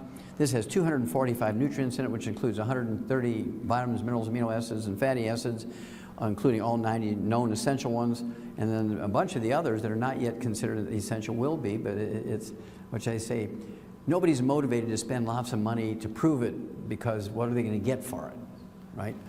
And so it's not a commercial thing for the most part. And so anyway, this also has 115 super juices in it. How many heard of the super juice, like noni juice, goji juice, mangosteen, acai berry, and all kinds of maki berry, you know, from Bolivia and so on. Well, Patagonia, that's another place they come from. At any rate, this is great stuff. It has 245 nutrients, including all 90 essential nutrients in optimal amounts. And this one Healthy Start Pack is designed for 100 pounds of human flesh for a month. So if you give that one pack to a 50-pound kid, that's for 2 months. Give it to somebody who's 90 to 110 pounds, that's for 1 month. If you get to a 200-pound person, that's for 2 weeks. Because by body weight, that way we're more accurate, right? So we do everything in Youngevity by body weight, because I'm a veterinarian and a physician. So I try to get as much as I can the good stuff from the veterinary industry and bring it over to people. That's why I say I treat you like a dog, but you get better. And this is that chart that's on the wall over there. I looked at that and I said, man, you're just supposed to eat fruit and vegetables and grains and protein, and everything's going to be fine. That's why America is sick. That's why all the jobs were shipped out of America. All the assembly jobs, all the manufacturing jobs are shipped out of America because of the high cost of medical benefits for employees. Now, how many are you old enough to remember the 1962 presidential election? Anybody remember that in here? 3 or 4 people are old enough. Okay, here. Well, there was a 3-way race between old Bush 41, Ross Perot, and Billy Clinton. It was a 3-way race. The only thing I can remember from that campaign where they all three were running, and they were only different by like 3 points. Billy Clinton won the presidency with 32% of the vote. Now in Europe, in England, they would have had a runoff between the top 2 guys. It would have been a runoff between Billy Clinton and old Bush. But Ross Perot had just about as many votes as everybody else. It was very close. Kind of interesting race. But the only thing I remember from the campaign was Ross Perot was the biggest cartoon character because he has huge ears and a Texas accent. All they showed was a Texas hat and ears sticking out of it, and that was Ross Perot's picture, right? Great cartoon stuff. But anyway, what he said was, if anybody signs NAFTA, you're going to hear this giant sucking sound as all the jobs leave America. Remember that, Ted? Yeah. Everybody said, that guy's an idiot. What do you mean all the jobs are going to leave America? Where are they going? Well, as soon as Billy Clinton signed NAFTA, like in his first week as president, boy, he signed that. This is going to be the greatest thing. It gave permission for all the publicly traded corporations to leave the country and take the jobs with them. They started building infrastructures in these foreign countries. As soon as the infrastructure was built, all the jobs started going away. That's because they don't have the need or the requirement for health care benefits in those foreign countries. Now, what is a publicly traded company built for? Profit. For who? Profit for who? The shareholders, the owner of the company. Is there any law, moral or legislative law, requiring a publicly traded company to hire an employee? No such law. So they took all the manufacturing jobs outside of this country because nobody else has requirements for health benefits other than America. And doctors are protected monopoly. They just raise the price. Oh, we need more money. I mean, the medical costs are going up. We need more money. Medical costs are going up. Because you can't go to a second person. You can't go get a competing bid. For a roof, you go to 3 or 4 or 5 or 6 different people. You can, compare quality with money. You can't do that with a doctor because every doctor is going to say the same thing. The only difference between the doctors is one may kill more than another. That's it. And since there's no requirement for them to post that, you can't tell by looking at them. The nicest looking guy, that's the one that kills the most. So this is that 4-food group plate. Grilled chicken breast, steamed vegetables, some berries there with some ORAC points, a lot of great organic rice and millet. I can guarantee you a couple of things about looking at that plate. Number one, there's 4 minerals in there. I can guarantee 4 minerals. There's some sulfur in the chicken breast because it's required for the essential amino acids. It has to have some sulfur, methionine, cysteine. I can also guarantee there's some magnesium there because that's what makes that broccoli green, right? Everything else, all the other plant materials have magnesium, phosphorus, potassium. They might not have any magnesium in here. The only magnesium in that plant may have only been in the leaves. So, but there's some magnesium here, so there's 4 minerals. Sulfur, magnesium, phosphorus, potassium. That's all I can guarantee. There's some beta-carotene in the carrots. There's some ORAC points, antioxidants in the berries there. Maybe some listeria in the cantaloupe. Kill you. And so the only way to guarantee you're going to get all 90 essential nutrients is to supplement. You supplement, again, your vegetables, your proteins, your fats, which they didn't put in the other side. They said carbohydrates, or they said grains. What they said was grains, but they left out the fats piece, so I added the fats. You'll see in a moment why. And then fruits and berries. But the only way to guarantee you're going to get everything you need there is the 90. 16 minerals, 16 vitamins, 12 essential amino acids, 3 essential fatty acids. You must supplement every day like we do for dogs and cats and chickens and turkeys and ducks and sheep and pigs and horses and so on. Now, how many of you were born between 1946 and 1964? Raise your hand. Okay, good. That's half the people in the room. Okay, you're baby boomers, and you have a problem. You listen to doctors, because doctors convince you if you listen to them, you'd be the first generation where everybody lived to be 100. Houston, we have a problem. Because everything the doctors told you about health is wrong. Everything they've told you is wrong. Because it's designed to direct you towards treatment programs as opposed to cures and preventions. So, about 3 years ago, my wife and I came up with our most recent book. We got a couple more in the pipeline here coming out for next year. But 3 years ago, we came out with Immortality, and we looked at the top 20 longevity cultures on Earth that were written up by the National Geographic. We had 60 years worth of National Geographics looking for this stuff, right? We did this in a 10-year period, and we went to 4 of these cultures and countries. We went to the internet and books and reference materials for the others. And what we did was look at the agricultural departments, the anthropology departments, and looked at everything they ate, how many calories they took in, their average lifespan, all that kind of stuff, right? Now, it was interesting to me that out of the top 20 longevity cultures, and not a single first world country or industrialized nation, all of the top 20 longevity cultures are third world cultures are illiterate. No doctors, no hospitals, no clinics, no pharmacies, no private or government insurance. I mean, if you were to put a piece of paper all in that gymnasium out there with all the assets of each country without the name of the country, you would not go to the top 20 longevity cultures on Earth because they don't have anything that you think of as being important for health. No doctors, no ambulance service, no 911. I mean, come on, man, no pharmaceuticals, no hospitals, no clinics. They have no utilities. That should begin to ring a bell.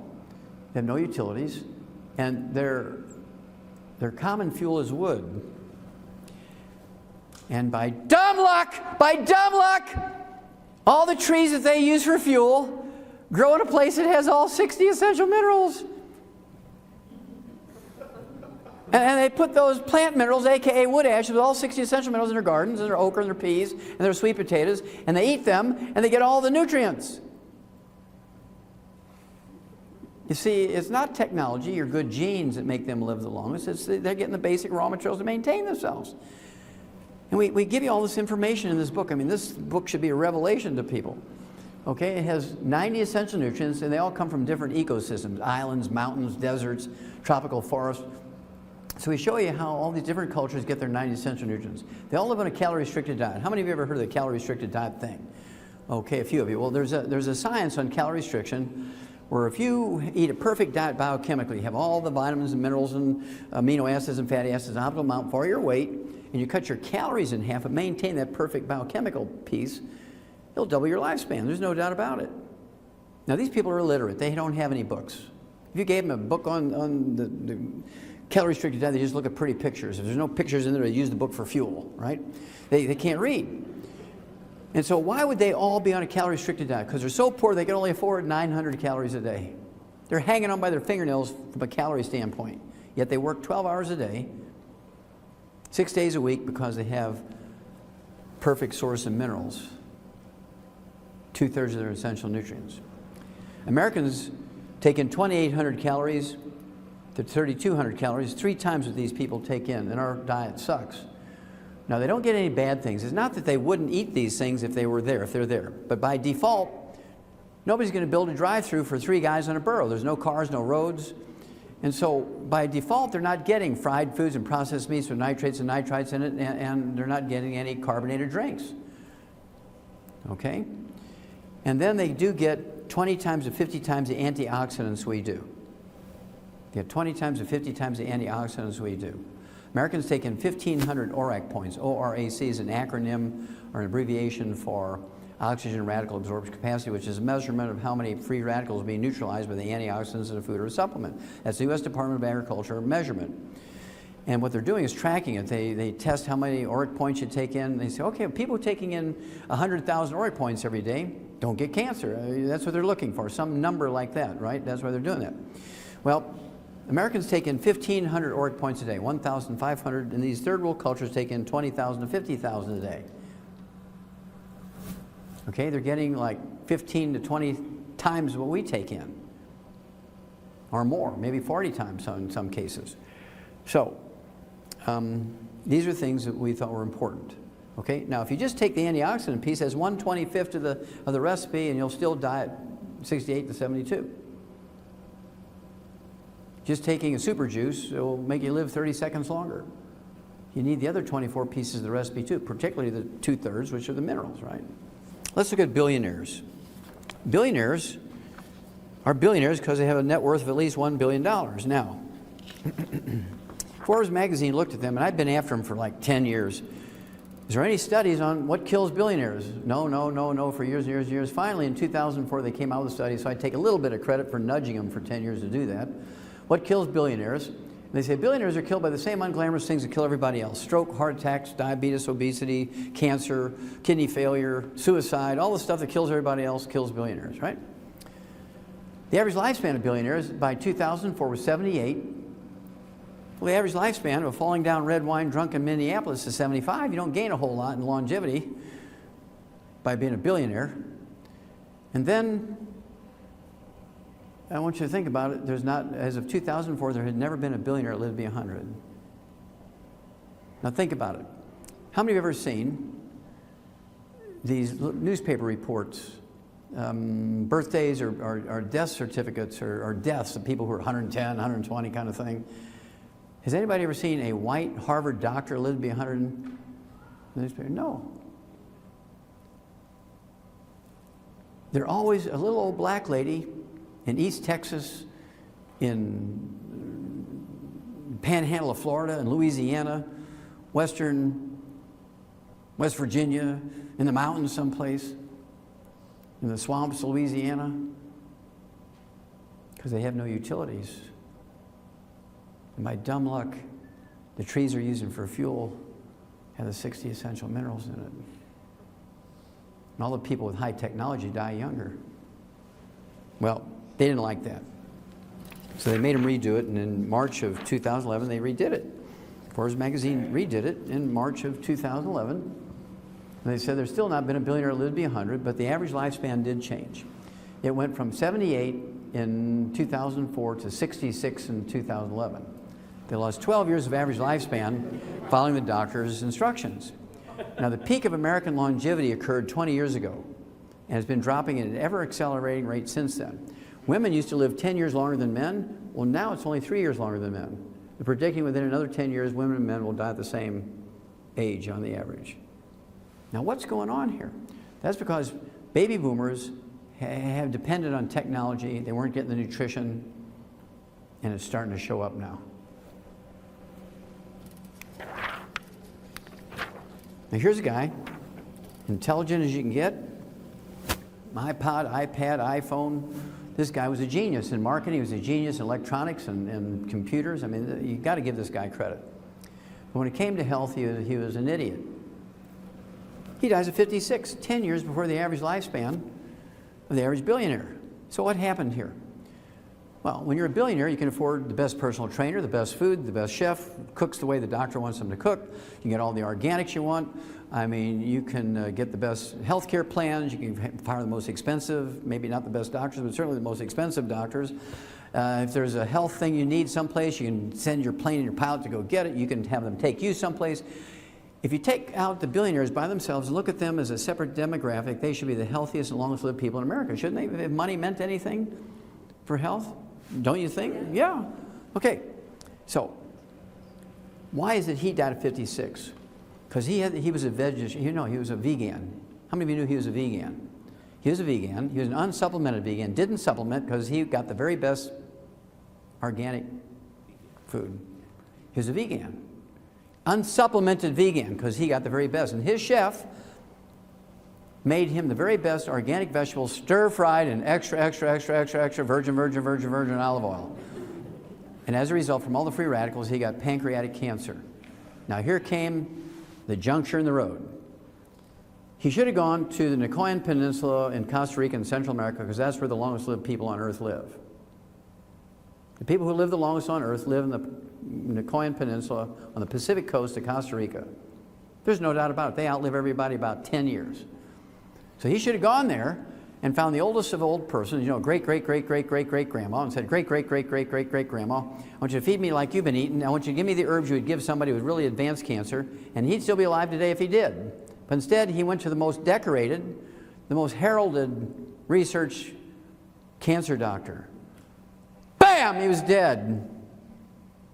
As sure as they shot him in the head, they killed him.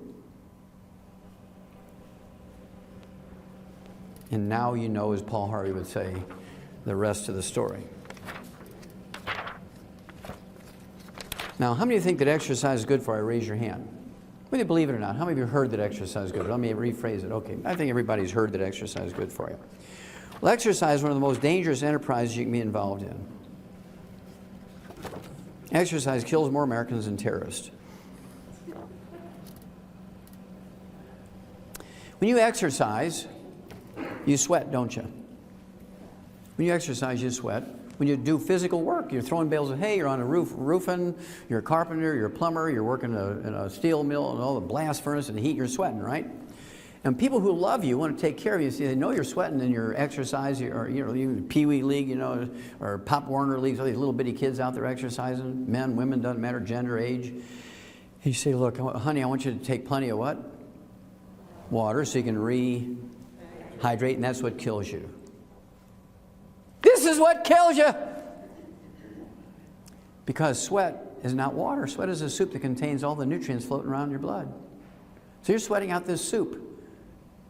You're replacing it with water. Now that's kind of like your car's leaking a quart of oil every week. See, I'm not going to spend the $1.99 on that old clunker, so you put a quart of water in there. What's going to happen by the third or fourth week? Your engine's a big ball of flame burning up, right? I mean, even an idiot living under the bridge who's going to steal your car is going to check the oil before he steals it, right? Why would he risk his freedom for taking a car with no oil in it? Okay, so it's problematic. As a result, when you take all professional athletes together, all sports, the average lifespan is 62. You take football players only, this just came out 2 years ago. I actually have the papers if you want me to prove it. The average lifespan of professional football players is 51. And with the exception of 3 black guys from the old Negro Baseball League days back in the 1920s, there's never been a professional athlete ever lived to be 100. There's never been a billionaire lived to be 100. So all the things that you think of as being important for health and longevity aren't real. I speak for hours on athletics. I deal with professional teams and Olympic teams and so on. But let me just show you this. You've all heard of ACL injuries and cartilage injuries and tendon injuries and muscle things. These guys get $10 million a game, and this is what happens to them. I mean, they're supposed to be the fit of the fittest. They're drinking water or Gatorade. If they're drinking Gatorade, they're 88 short. If they're drinking water, they're 100 short, 90 short. I want you to look at my left hand. My left hand is the nutritional reserves in the body. And here you are, you're sweating, working out, whatever you're doing, you're sweating, and you're drinking water. What's happening to your nutritional reserves? They're going down because you're replacing soup with water, right? You reach a point at which your tendons can't maintain themselves and they break down. You go a little farther, your cartilage starts shredding. Go a little farther, you get diabetes and heart disease. Go a little farther, bam, you're dead. And now again, you know the rest of the story. I love water, we sell water, but I put a lot of things in it.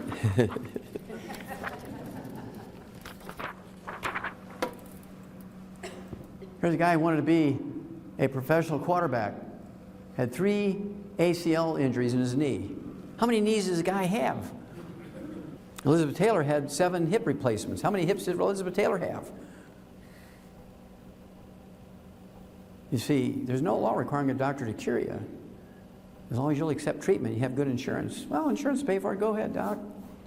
So, to make a long story short, because of all the athletes we work with, we came out with I should tell you one other piece, and that is each year, according to the Center for Disease Control, 75,000 to 100,000 young people in America, 75,000 to 100,000 young people in America die each year while they're exercising, under age of 30. Now, wait a minute, it's supposed to be good for you.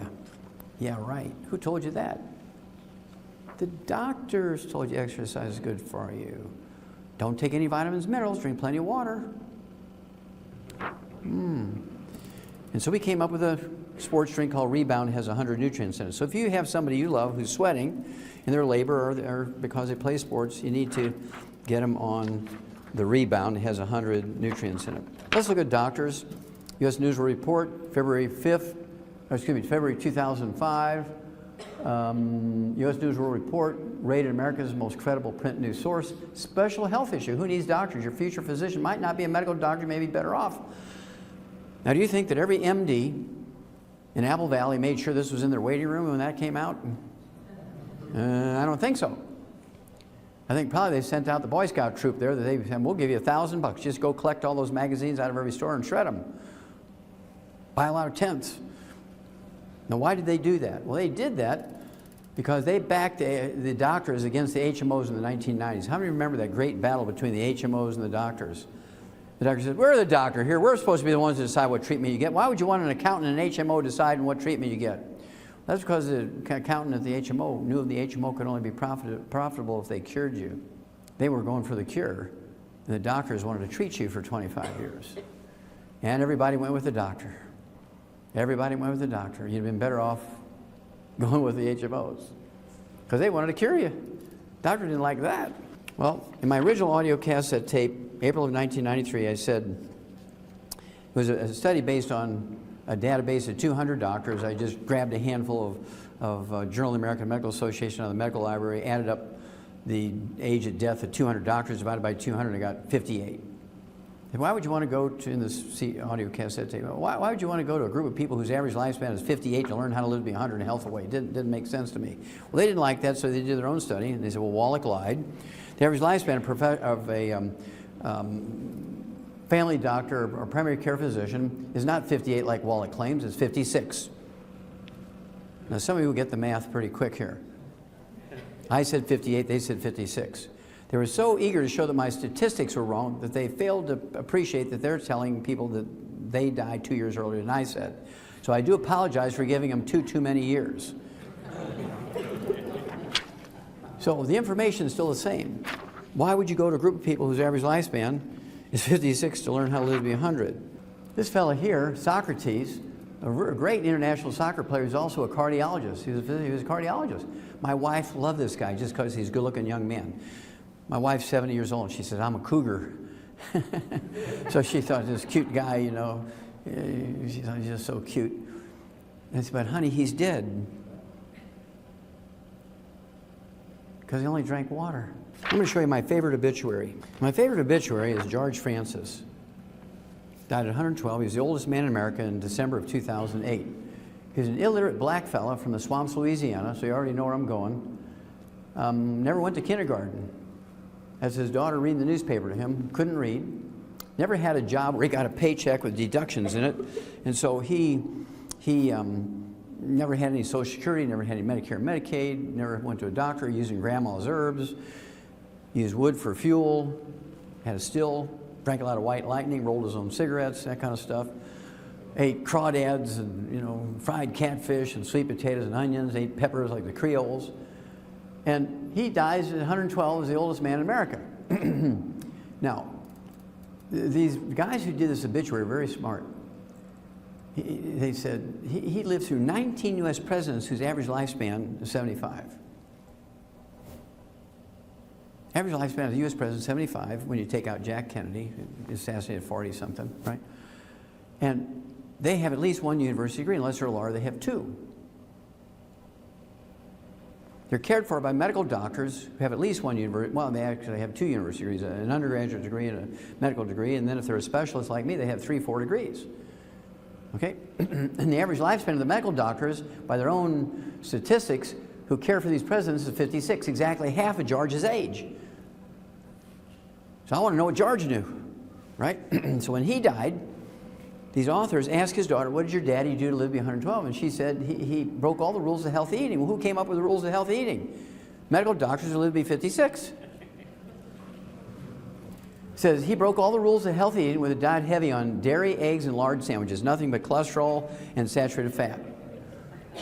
Hooah!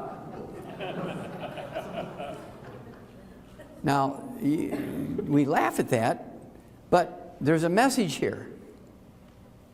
There's a message here. It's part of that book, Immortality. When you see what these people eat, you blow your mind. Just the opposite of what doctors say is good for you. And so, why did he live to be 112 eating eggs, dairy, and lard sandwiches? Because cholesterol and saturated fat is not bad. Remember I told you everything doctors told you about health is wrong? And you're going to see why in a minute. You're going to be angry at the medical group. Okay. This gal here, Credella Evans, the little black lady, came to us, and this is Bob and Judy Bell, some of our distributors in Crockett, Texas, just outside of Houston. And they sponsored this gal 15 years ago. And she was 85 years old. And she had like 6 diseases. She had high blood pressure, diabetes, arthritis, macular degeneration. She had a little dementia. And we changed her diet, and we got her on the 90 essential nutrients appropriate for her body weight. And 15 years later, July 8th of this year, she turns 100. She has a very large longevity business. She's got over 300 people in her little marketing group. More than pays for her supplements. She has a lot of money left over, so she goes and does all these activities all over the place. And to me, she looks like she's maybe 75, 80 years old. She doesn't look like she's 100. She doesn't color her hair. I just thought it was really brilliant. We're starting to get more and more people like her. We're accumulating quite a few people, and we might want to do a story on her about this. Okay, really super stuff. The last one I'm going to show you here before we get to the individual disease, I'm going to go very fast on the individual disease. So get out your pens and paper. You'll get most of it here. The last one I'm going to show you before I get to the diseases is this one. This is the oldest person we know on earth. Now, there's probably people who are older than her, but we don't know about them. This gal was born in 1853 in a little island in Indonesia with no utilities. Wood was her fuel. Okay? And we know she was born then because we can see the birth certificates and the baptismal records at the Dutch Reformed Church, the little island she was born in. Now, in June of 2010, she was 157. She's still alive today, so she's 159. No doctors on that island. And since this is a fairly academic group, I'm going to throw this one in here, which I don't often, but it's really a great story. When Linus Pauling got his first of 2 Nobel Prizes, the first Nobel Prize he got was for studying the nutrition of genes. Genes require nutrients to function. You take a gene, you throw it in a bucket of saline water and say, okay, gene, you're a good gene, go for it, make something. Make a protein. Gene just sits there like tar baby. Gene can't do nothing without nutrients.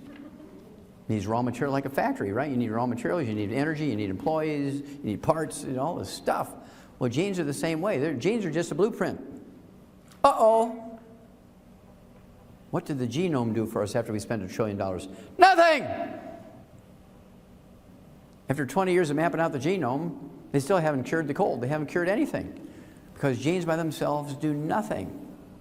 They require 90 essential nutrients too. Ha ha, interesting.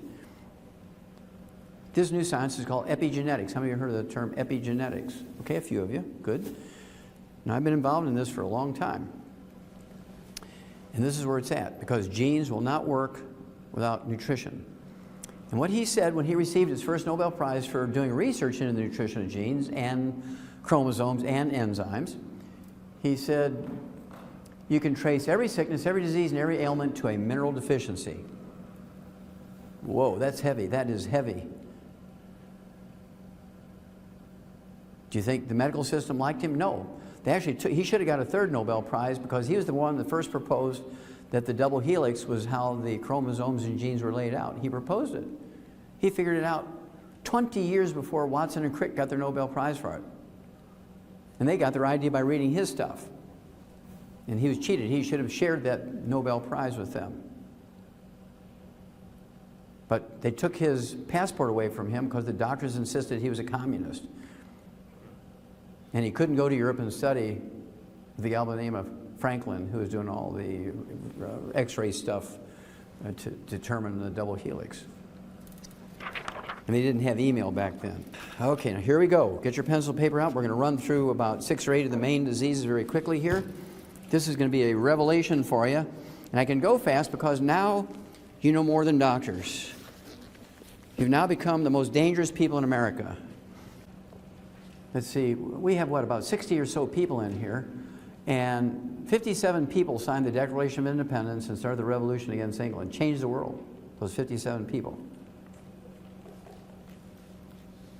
Now they committed their lives, their fortunes, and their sacred honor, those 57 people.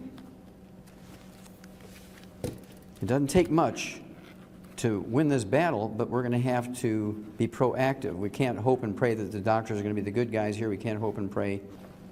Let's see, I can tell by looking at you, but just to show of hands, how many of you ladies are still in the childbearing years? Okay, a good third of you, anyway, maybe 2/3 of the women here in the room. So I want to spend 2 minutes on birth defects. Every birth defect you can name me, and 10 times that many you can't, are all caused by nutritional deficiencies of the embryo. There's not a single genetic birth defect. We've eliminated all birth defects in animals by simply giving the females preconception nutrition, perfect preconception nutrition prior to conception. Because all we had to do was give them good nutrition before they conceived. We eliminated all birth defects. I've been doing that in humans for 35 years. Okay? It works like a charm. All the diseases you think of are genetic in humans are not. They're just deficiencies of the embryo. Now, do you know how many different specialties we'd wipe out if there wasn't another baby born with a birth defect? Oh my gosh. All these kids with special needs, all these different agencies raising money to find research for the cure. We're going to look quickly at obesity because we're the #1 obese nation in the world. Why are we the #1 obese nation in the world? Because doctors and the government has no idea what causes it. And I'm here to tell you, I actually have a book out there called Hell's Kitchen. The subtitle is The Cause, Prevention, and Cure of Obesity. Nobody else can claim that they know that. Because if they did, we would be the #1 obese nation in the world. Okay? So, it's not a disease of excess. The reason why we're in such trouble with obesity is it's not a disease of excess, and that's how the government and the doctors treat it. It's a disease of excess. You need more exercise. You need less. But that's not what the problem is. It's a nutritional deficiency disease. Not a calorie deficiency, but a nutrition deficiency. I'll show you that. I'll prove that to you in a second. Just show you that for remembrance, right? Remember that one. Now, according to experts, 70% of our kids under the age of 12 are overweight, and 40% of our kids under the age of 12 are obese, which is 30 pounds over their ideal weight for their height. And it has nothing to do with too much screen time, lack of exercise, or eating too much. It has nothing to do with any of that. It's a simple nutritional deficiency. But you see, doctors would rather give you a bone marrow transplant when you have iron deficiency anemia than iron. You understand? Well, we've got the technology. We've got to use the technology. Let's do lap banding. That'll fix it.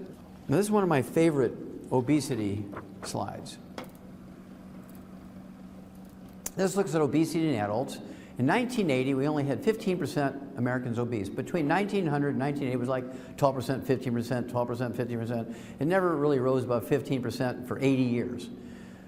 Boy, in here it just started going up like crazy. By 2000, 20 years later, it doubled, more than doubled. What happened? Well, right here, they took all the fat out of our diet. It's hard to find fat. I mean, everything is no fat, low fat, or fat-free. And we're getting fat.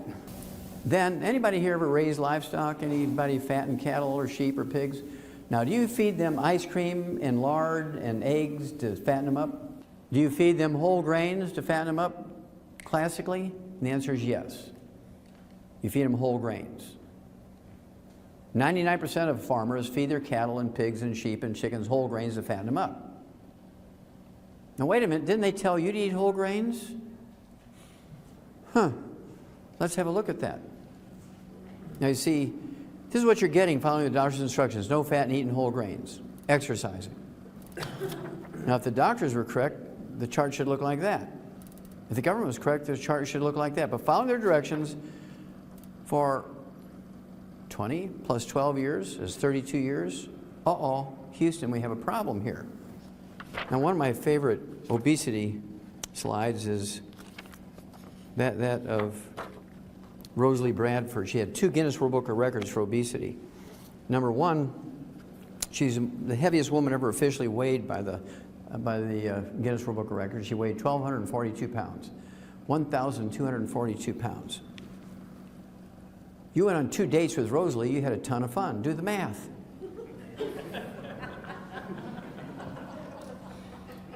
Now, she also had her second Guinness World Book of Records. She lost the most weight, 736 pounds, between 1987 and 1994. This is not lose 10, gain 5, lose 10, gain 5 or kind of thing. This is lose, lose, lose, lose, because they did a lap banding on her and they put her on a 500-calorie diet, and she, over those years, she lost 736 pounds. That's like 3 people. Okay? And then she died, because fat is not the problem. Fat is just a symptom, just like cholesterol is not the problem. Now, what does it tell you? In 1980, it was 15%. It's almost gone up 300%. So what's the problem here? That's because they've told you to get fat. Eat whole grains, exercise, don't take vitamins and minerals. Avoid fat, and you get fat. I mean, if you're not careful, you could wind up in Ruth's Chris Steakhouse as the meal instead of the eater.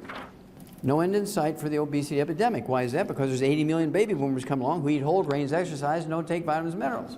I'm going to give you 3 clues, and then I'm going to give you the answer. Don't forget the book, Hell's Kitchen.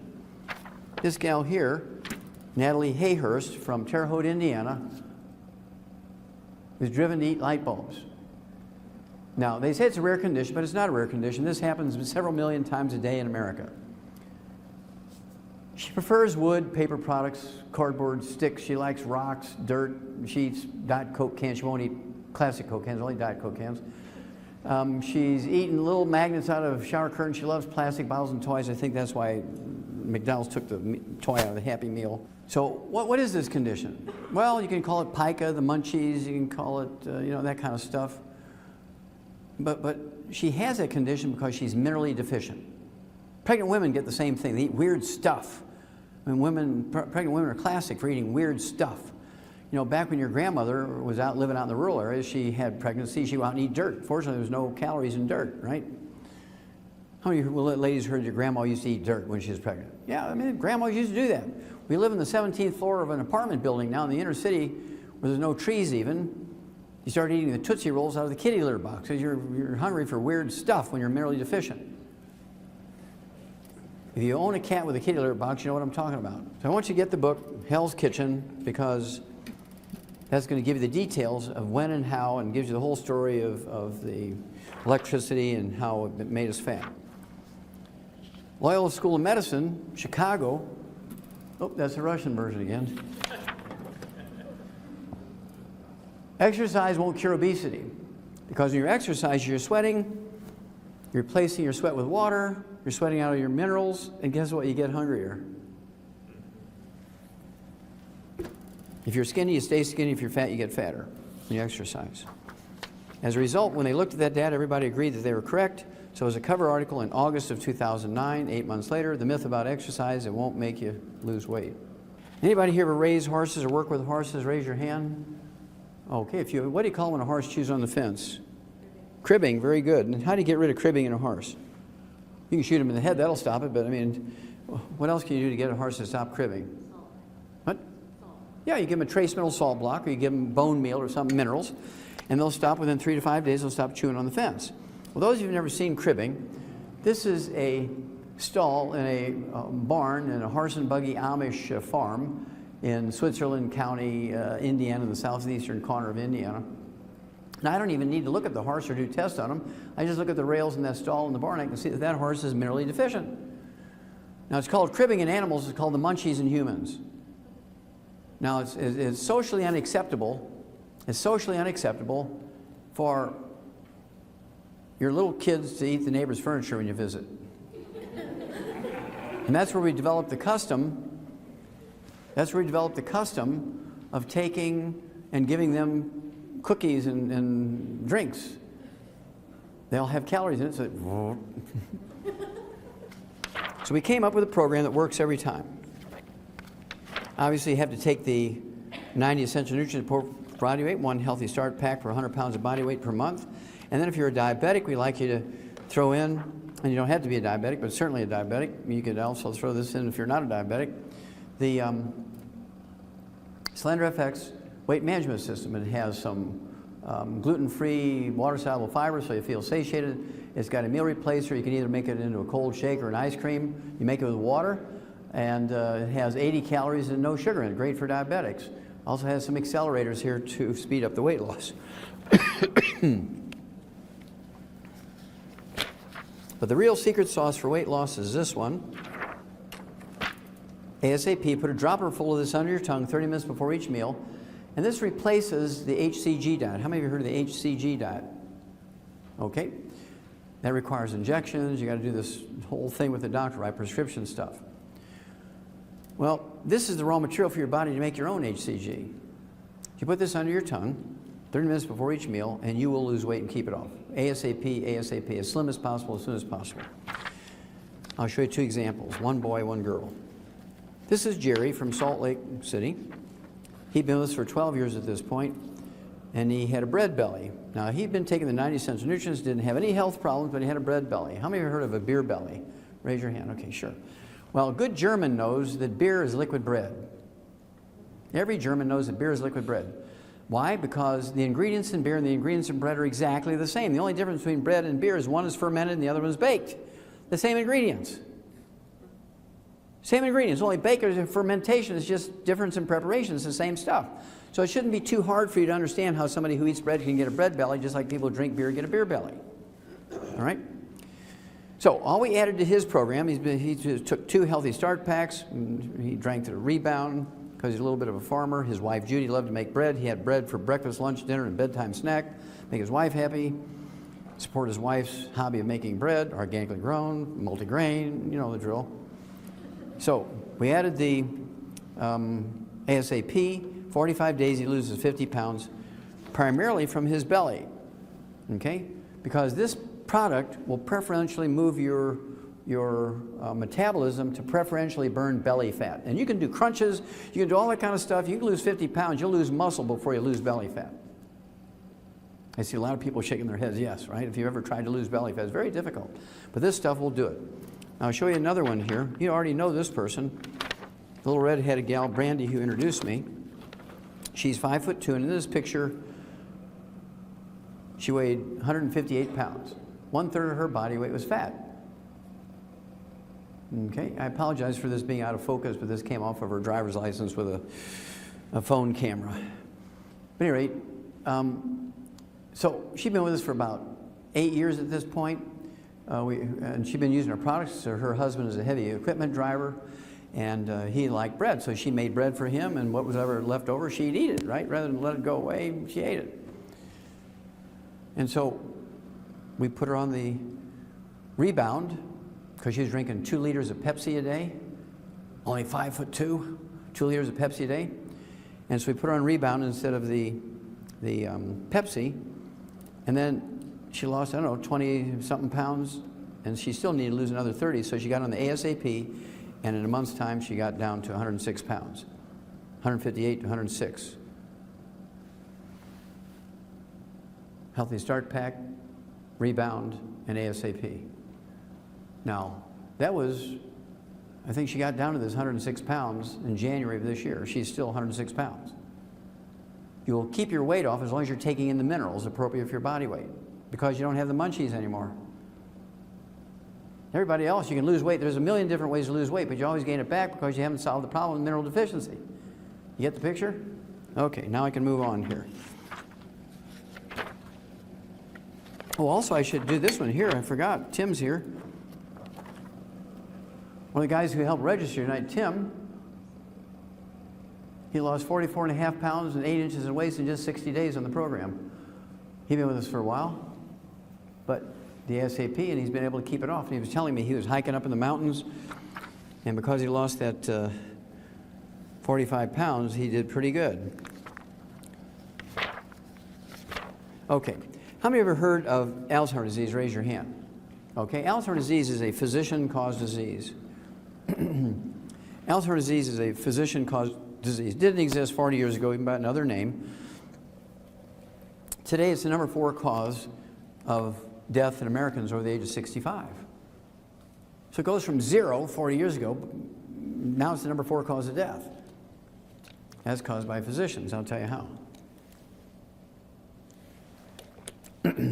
What is Alzheimer's disease? Well, Alzheimer's disease is a going away of the myelin. It's the white matter of the brain. How many of you heard of myelin? Most of you younger people should know myelin is the white matter of the brain, insulation material. And when it goes away, the naked nerve fibers all tangle up. It's one of the diagnostic features of Alzheimer's disease. At autopsy, you get these nerve tangles. You've probably all read about nerve tangles. And this is caused by the myelin going away. Well, myelin makes up 75% of your brain weight. The gray matter of your brain, the thinking part, the memory part, the problem-solving part of your brain, it only makes up 2% of your brain weight. It's like 2 millimeters of this little covering of the white matter. The white matter makes up 75% of your brain weight.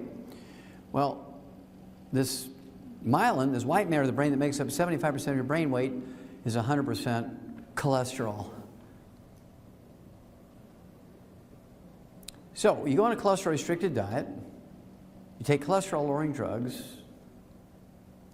bam, you have Alzheimer's disease. Because you can't maintain the white matter of your brain anymore. You're giving up all the raw materials, you're taking drugs to drive your cholesterol down because doctors said it would make you live longer. Let's have a look. Alzheimer's, tidal wave feared. Why is that? There's 80 million baby boomers coming along. They all listen to doctors, lower their cholesterol with diet and drugs. This came out in 2009. Alzheimer's and a relentless upward trajectory. Kind of reminds me of that obesity chart. Following the doctor's instructions going this way. Why? Because numbers look particularly grim for baby boomers who follow the doctor's instructions. Exercise, drink plenty of water, don't eat fat, eat plenty of whole grains. Oh yeah, use oils instead of lard and dairy and eggs, like George Francis. Oh, you're going to see a lot of this kind of stuff now. A mother and son share the bonds of love, Alzheimer's disease, and the same doctor who lowered their cholesterol. Now, any Mormons in here tonight? Any Mormons? Any Mormons? Any Mormons? Oh, I'm disappointed. No Mormons. Okay. Any Seventh-day Adventists? Any? Okay. Now, the reason why I'm asking that question is 2004, Johns Hopkins School of Medicine came out with a wonderful study on Alzheimer's disease.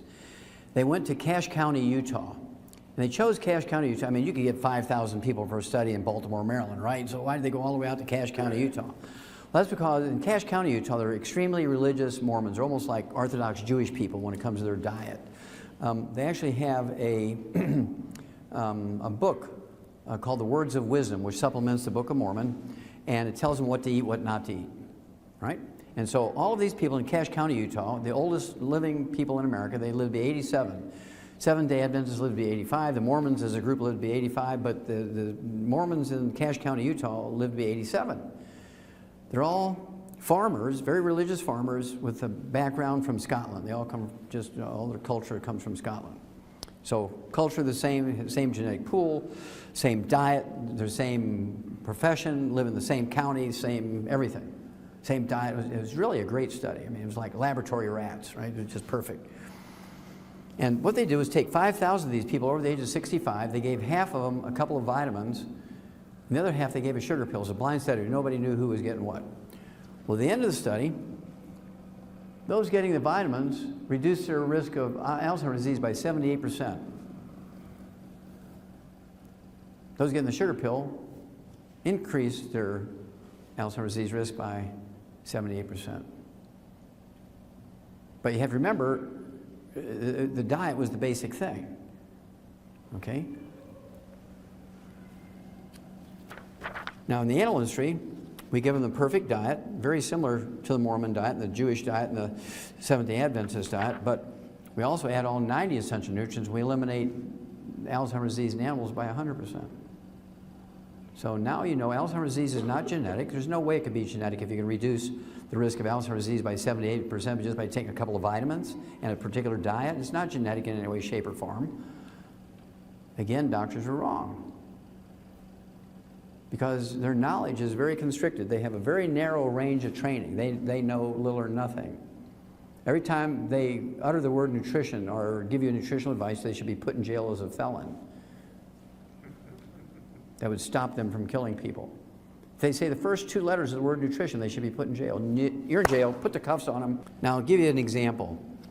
This is Ray McGregor from Charlotte, North Carolina. His sister, who's one of our associates, one of our distributors, 3 years ago called me and said her brother 8 years earlier had been diagnosed with Alzheimer's disease.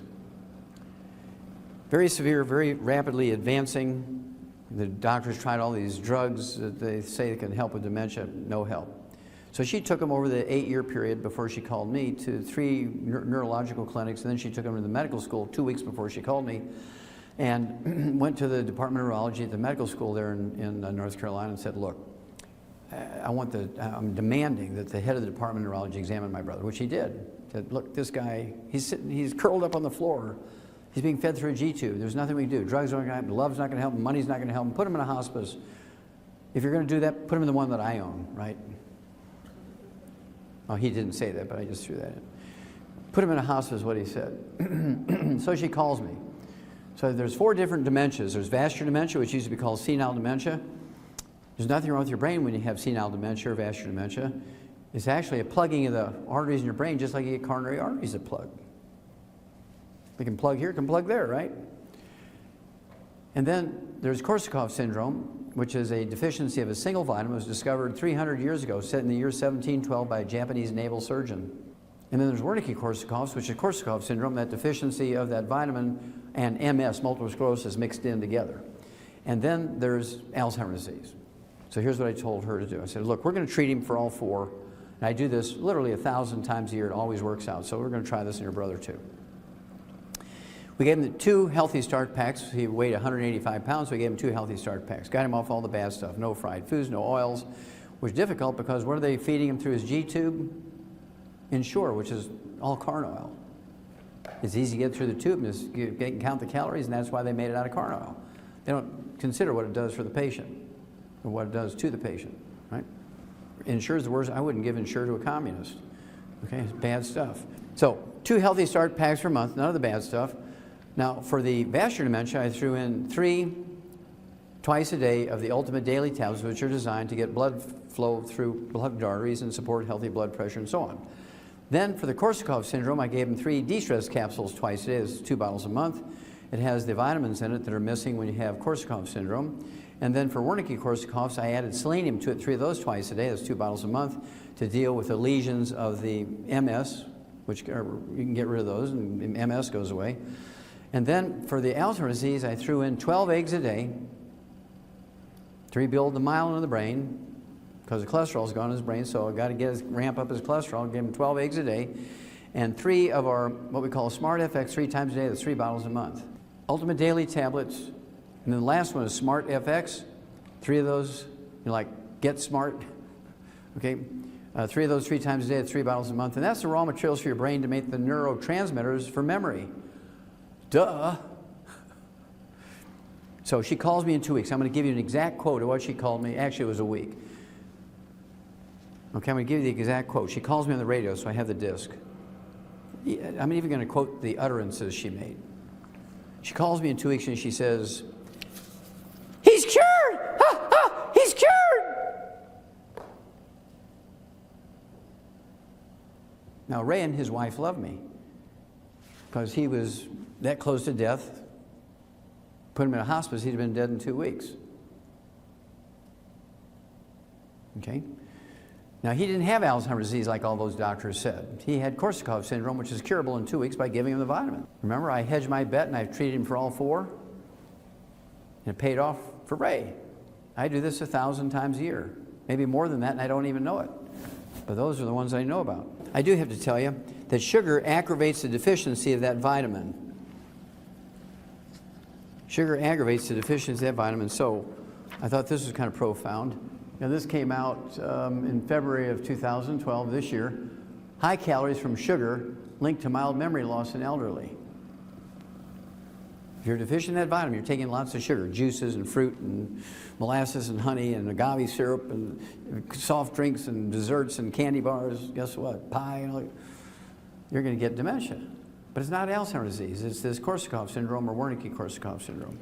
Sugar and oil is the worst possible thing you can give to anybody with a brain problem, particularly the elderly, right? The same formula works also on Parkinson's disease, MS, multiple sclerosis, as I already mentioned, and also Lou Gehrig's disease, ALS. Thousands of these people a year were able to reverse from their disease. Usually takes 60, 90 days. I'm very famous in Western Canada for this. Some very wealthy guys had Parkinson's disease, and we went back there 3 months after we got them going. Their wives were very, I mean, they made them stick to the thing. They ground up everything, put it with a turkey basing syringe to their G-tubes. Went back in 3 months. One of them is, he comes to all our meetings, and he's a very wealthy guy, and had put all his employees on our program. His name is David Dietrichs. He had all these patents for quick release and quick coupling tractor equipment. And he comes up to me and says, "Hi, Doc. I really don't remember you, but you're the guy that saved me. I'm the one that used to have Parkinson's disease." And he was a vegetable when I first met him. And now he's perfectly healthy in just 3 months. And he'd been getting worse and worse and worse for 12 years. You're very dangerous now, because now you know. Okay, arthritis. 98% of all arthritis is a simple mineral deficiency disease. Only 2% of arthritis is rheumatoid arthritis caused by an infection that's curable in 2 weeks. You can cure rheumatoid arthritis in 2 weeks with antibiotics. We've known that for 70 years. But see, there's no law requiring doctors to cure you, so how do they treat you? Let's see here. They give you prednisone, cortisone, they give you methotrexate, they give you gold shots, they do joint replacements, $750,000. Why should they take $300 in office calls? See, now you become very dangerous now because now you know the truth. 85% of the people with rheumatoid arthritis also have bone-to-bone arthritis.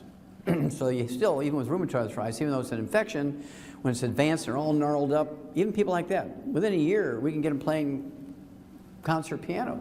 We've done it hundreds of times. You know, they're all gnarled up.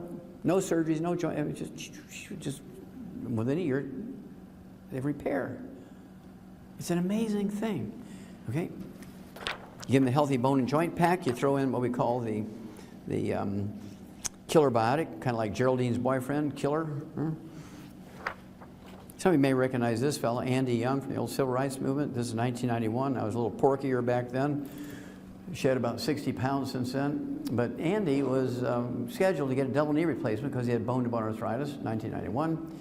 Athletes told him about me, so he called me and said, "Can you help me?" I said, "Yeah," and he canceled his double knee replacement surgeries. And that was 21 years ago. He's never had to have any joint surgery, and he's perfectly healthy now in his 80s. He can outrun an 18-year-old and swims 5 miles a day. He's been on my program for 21 years. The coming epidemic of arthritis. Why is there a coming epidemic of arthritis? That's because there's 80 million baby boomers, all who listen to doctors. Exercise is good for you. Drink plenty of water. Do not take any vitamins, minerals. You can overdose. Now, do you think they did that just because they were stupid and because they were protecting their trophy wife's lifestyle? This came out in September 2012. Soaring knee surgeries put a strain on costs. Why is that? Because there's 80 million baby boomers come along, and they all want knee surgeries because the doctors and insurance pay for it. Why would I want to pay $4 a day to rebuild my knee when insurance pays for surgery? Because when you do surgery on your right knee, what does that do for the other 71 joints in your body? Nothing! You take the Healthy Bone and Joint Pack, it supports and promotes maintenance and repair of all of them. Well, I better ask my doctor. I get that a lot. I better ask my doctor. You better hurry. He's 75 years and 11 and a half months old. He's only got 2 weeks left. Do not take those drugs, bisphosphates, Fosamax, and Boniva. They only reduce the rate of loss of brittle old bone. They do not build new bone, as doctors told you. That's why it's now 1-800-BAD-DRUG. Harvard Medical School, New England Journal of Medicine, 10 years ago, 2002, New England Journal of Medicine, they did a meta-study on 300,000 people that had joint replacement surgeries, knees, hips, shoulders. The reporters just use knee surgery because everybody knows about knee surgery. Knee surgery, AKA all joint surgeries for arthritis, are worthless. That's Harvard Medical School and the New England Journal of Medicine 10 years ago. But you go to any orthopedic surgeon and say, oh, I've got bone-to-bone arthritis in both knees, and all these other doctors want to do joint replacement surgery. Well, I'll do a better job and give you a 10% discount. Do any of them say, hey, let's try the Healthy Bone and Joint Pack for 90 days here? Then we'll decide about surgery? No, no, no, no. So what I want you to do is give Youngevity, give me 90 days. Do the Healthy Bone and Joint Pack. If you have any joint problems, I have to tell you, I'm 73 years old. I've been doing this for 64 years. I started when I was 9. I started taking, not the Healthy Bone and Joint Pack the way it is, but the 90 essential nutrients twice a day since I was 9 years old. Read the book, Dead Doctors Don't Lie. It tells you the story how I figured it out when I was 9. I figured I had a little help, right? No 9-year-old was going to figure it out then, so I must have had some help. But think about it. I haven't been sick one day in 64 years. People know me for a long time. I've never been sick in 64 years. I've never been on a prescription medication, never. I can still get another 8 hours of lecture on 1 foot if I can balance myself here. I mean, there's not many 73-year-old guys who can do that because they have arthritis and pain in their feet and their backs and all this kind of stuff. And so it has nothing to do with age. It has to do with everything. You're giving your body all the raw materials it needs to maintain itself. You put oil in your car, you change the oil every 3,000 miles, like the maintenance book says, that car will last 300,000 miles. You don't change the oil and you don't replace it as it's burning up, you might only go 50,000 miles, right? So, give me 90 days. If I fail, you can always get the surgery. If you go get the surgery first, you can't always get unsurgery, uninfected, unparalyzed, and undead.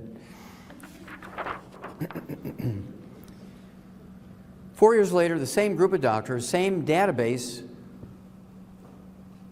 looked at back surgery, low back pain, sciatica, restless leg syndrome, peripheral neuropathies, numbness, burning, tingling in your neck and feet and hands and so forth, degenerative disc disease, surgery unnecessary for sciatica and low back pain, low back problems.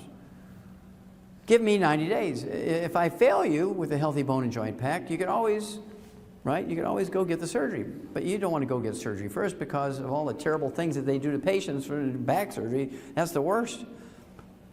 I see people all the time. They're all, oh yeah, they put 2 rods in my back 14 years ago and I'm doing fine now. Everything's good. Yeah, give me 90 days. Okay, diabetes is a simple mineral deficiency disease. It's not genetic in any way, shape, or form. We've known that for 70 years. It's a simple nutritional deficiency disease.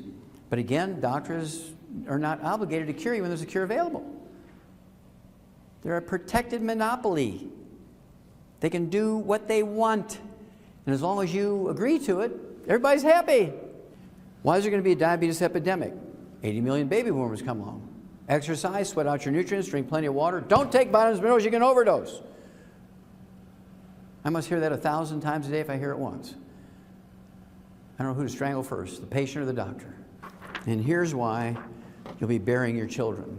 Wall Street Journal, April of this year.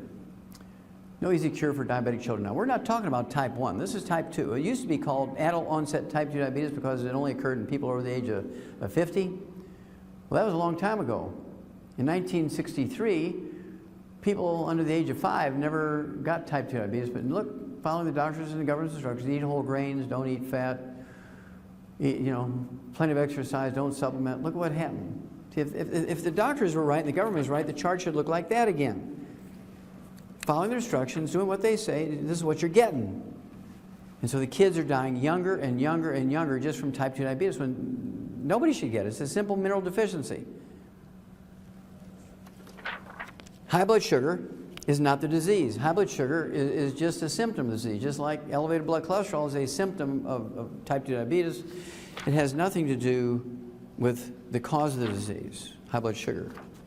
Do not get statin drugs because they increase your risk of diabetes, type 2 diabetes, by 50%. And this came out, what, in 2012, right? Just like the other one I showed you. I don't get all the easy ones. When I get people with diabetes, I usually get them with complications. Here's some gangrene of the foot. I see gangrene of the legs all the way up to the groin.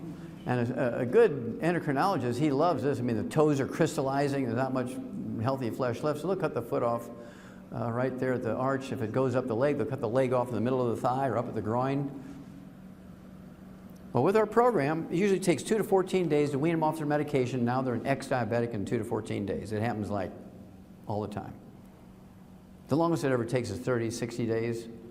But I'd say 80% of them are 2 to 14 days. If they do exactly as I say, they'll wean off their medication because we're giving them the mineral that's missing. But what about the complications? What about blindness? What about heart disease? What about gangrene? Well, it just all goes away. Usually 30 to 60 days. We do have to have one thing for gangrene. It's called the Ultimate Daily Tablets, just like for vascular dementia and coronary artery disease. For this, I would also add, in addition to the Healthy Blood Sugar Pack, which is the Healthy Starter Pack, and the Sweeties, appropriate for body weight. If they have complications of the heart, or eyes, or brain, or complications of the gangrene, I give them the Ultimate Daily to get the circulation going. Here's another one that shows they don't know anything. Diabetes cases may double by 2050, and perhaps even triple. Now, what does that tell you about their level of knowledge when it comes to the cause of these? They don't know nothing. All they're doing is tracking numbers and treating the same way over and over and over. I remember Albert Einstein. He was a Nobel Prize winner, one of my favorites, and he said, many global things are unimpeachable. My favorite is, insanity is doing the same thing over and over and expecting a different result. He's the one that came up with that. What a beautiful global statement, right?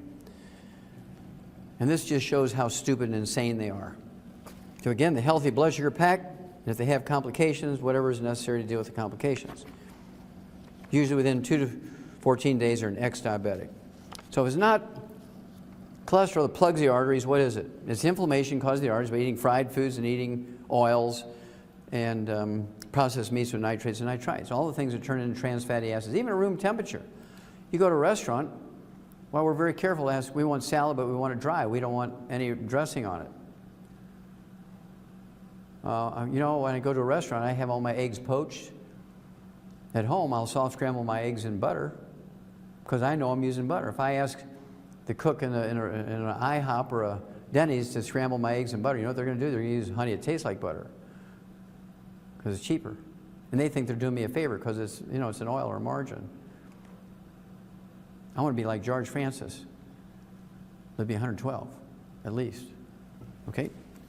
So the secret killer is not cholesterol. How many of you heard of the Saturday Evening Post? See, young people don't even know it. I thought it was a dead magazine. Ted, I didn't even know it still existed. This is a May-June 2012 issue cover article. Pill shocker, cholesterol meds may be useless. They left out 2 words. They should have said cholesterol meds may be useless and dangerous. Article's title was The Cholesterol Conundrum. One of the doctors interviewed for the information in that article said, everything you've heard about cholesterol and heart disease is wrong. Who told everybody that? Doctors. And then a summary of speaking to 12 different doctors. These authors of this article spoke to 12 different doctors who were primarily heads of the departments of cardiology at medical school, said, here's the summary, cholesterol levels are actually a fairly weak predictor of who will have a heart attack. What? What? Now this is just the opposite of what they said even 2 weeks before this article came out. Now, I said this in 71, and they thought I was an idiot. Now they're saying what I said 41 years earlier. Okay? Cholesterol levels are actually a fairly weak predictor of who will have a heart attack, because that's true. Cholesterol has nothing to do with a heart attack. Well, you saw this one earlier. Now this will mean something to you. Good cholesterol, not so beneficial. Higher HDL, high-density lipoproteins, the good cholesterol levels don't reduce heart attacks. Lowering your cholesterol of any kind, good or bad, doesn't reduce heart attacks because it doesn't cause it. You spent $1 trillion a year for 50 years for nothing. You spent all that money and all that energy and all that consideration and eating stupidly, and you're ranked 92nd in the world in healthfulness. 60th in longevity. That's what you got for following the doctor's instructions. All these illiterate people out there doing just the opposite of what doctors say, just because they're illiterate, live to be 112. Pediatricians want in on the largesse now. They want to get the kickbacks too, so they're going to start giving 8-year-olds statin drugs to lower their cholesterol, because they think if we lower the cholesterol levels in kids 8 years old, we'll prevent heart disease in adults. And what you're going to say is, no! Do not let them give your kids cholesterol-lowering drugs, because they will die before they're 20, and you will be standing at a gravesite burying your children. And the last thing I'm going to share with you is my favorite article on cholesterol. We'll talk about high blood pressure and I'll be done. This is the last one on cholesterol, but it's my favorite article on cholesterol. Normal cholesterol in an 88-year-old man, let's call him Frank, who eats 25 eggs a day. Published in the New England Journal of Medicine. This is not a big study, this is a case report, but it's very valuable. This guy, Frank, goes in, 88 years old, for his annual physical, and Dr. Kern, who's a clinical doctor in the outpatient clinic at Harvard Medical School, which teaches young doctors how to be doctors, and that's scary. And Dr. Kern comes to Frank and says, look, you're in pretty good shape for 88 years old. Man, we couldn't find anything wrong with you. I'm going to reward you. I'm going to give you a prescription of Viagra. And so Frank stands up and kind of lifts up his belt, and throws his shoulders back and says, well, I'm pretty good in that area. I don't need no Viagra. So the doctor says, really? What do you do? What do you do to be good in that area? He says, well, I eat 25 eggs a day. And the doctor says, what? The doctor's having a heart attack. What? You eat 25 eggs a day? So the doctor runs back into the lab, and he reruns it himself. He couldn't believe the numbers. So he comes back and says, well, your blood cholesterol is 190 without medication. And why do you eat 25 eggs a day? He says, well, it makes me more studly. Now I want you to think about it. How many of you have heard of estrogen and progesterone? Okay, that's 2 steroid hormones. How many of you heard of adrenal hormones? Okay, that's another steroid hormone. How many of you heard of testosterone? It's another steroid hormone. Those 4 hormones are steroid hormones. And they're 95% by weight cholesterol. So you go on a cholesterol restricted diet, you take cholesterol lowering drugs, and there ain't nobody home anymore.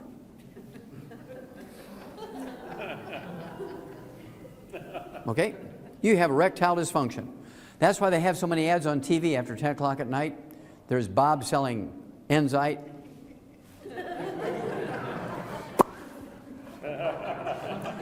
And the one I really love is Cialis.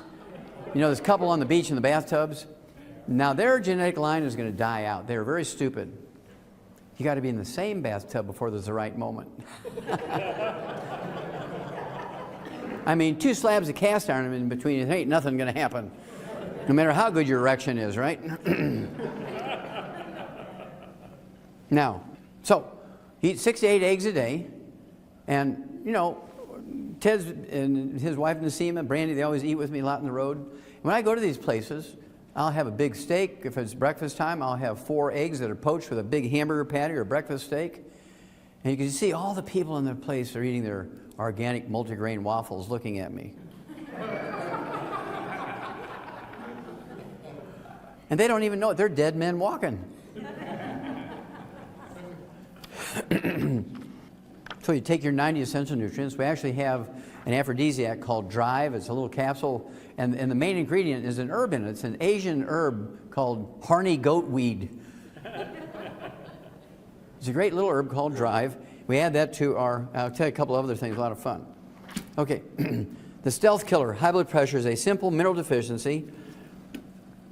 High blood pressure is not genetic in any way, shape, or form. Even in the black community, it's not genetic. Millions don't manage blood pressure. Well, that's because they're treating symptoms. They're not dealing with the cause. The cause is a mineral deficiency. Salt has nothing to do with high blood pressure. What's the first thing a good farmer or rancher puts out for his livestock in the pasture? a salt block or salt lick, right? There's nobody out in that pasture telling a cow she's limited to 1 lick a day, is there? I refuse to believe my human patients are dumber than a cow. Oh, also, if you're biblically orientated, it's kind of fun. God said, go forth and be a salt of the earth, right? I mean, it's in the Bible. And God is forever. Now, doctors say restrict salt and they live to be 56. I'm going with God.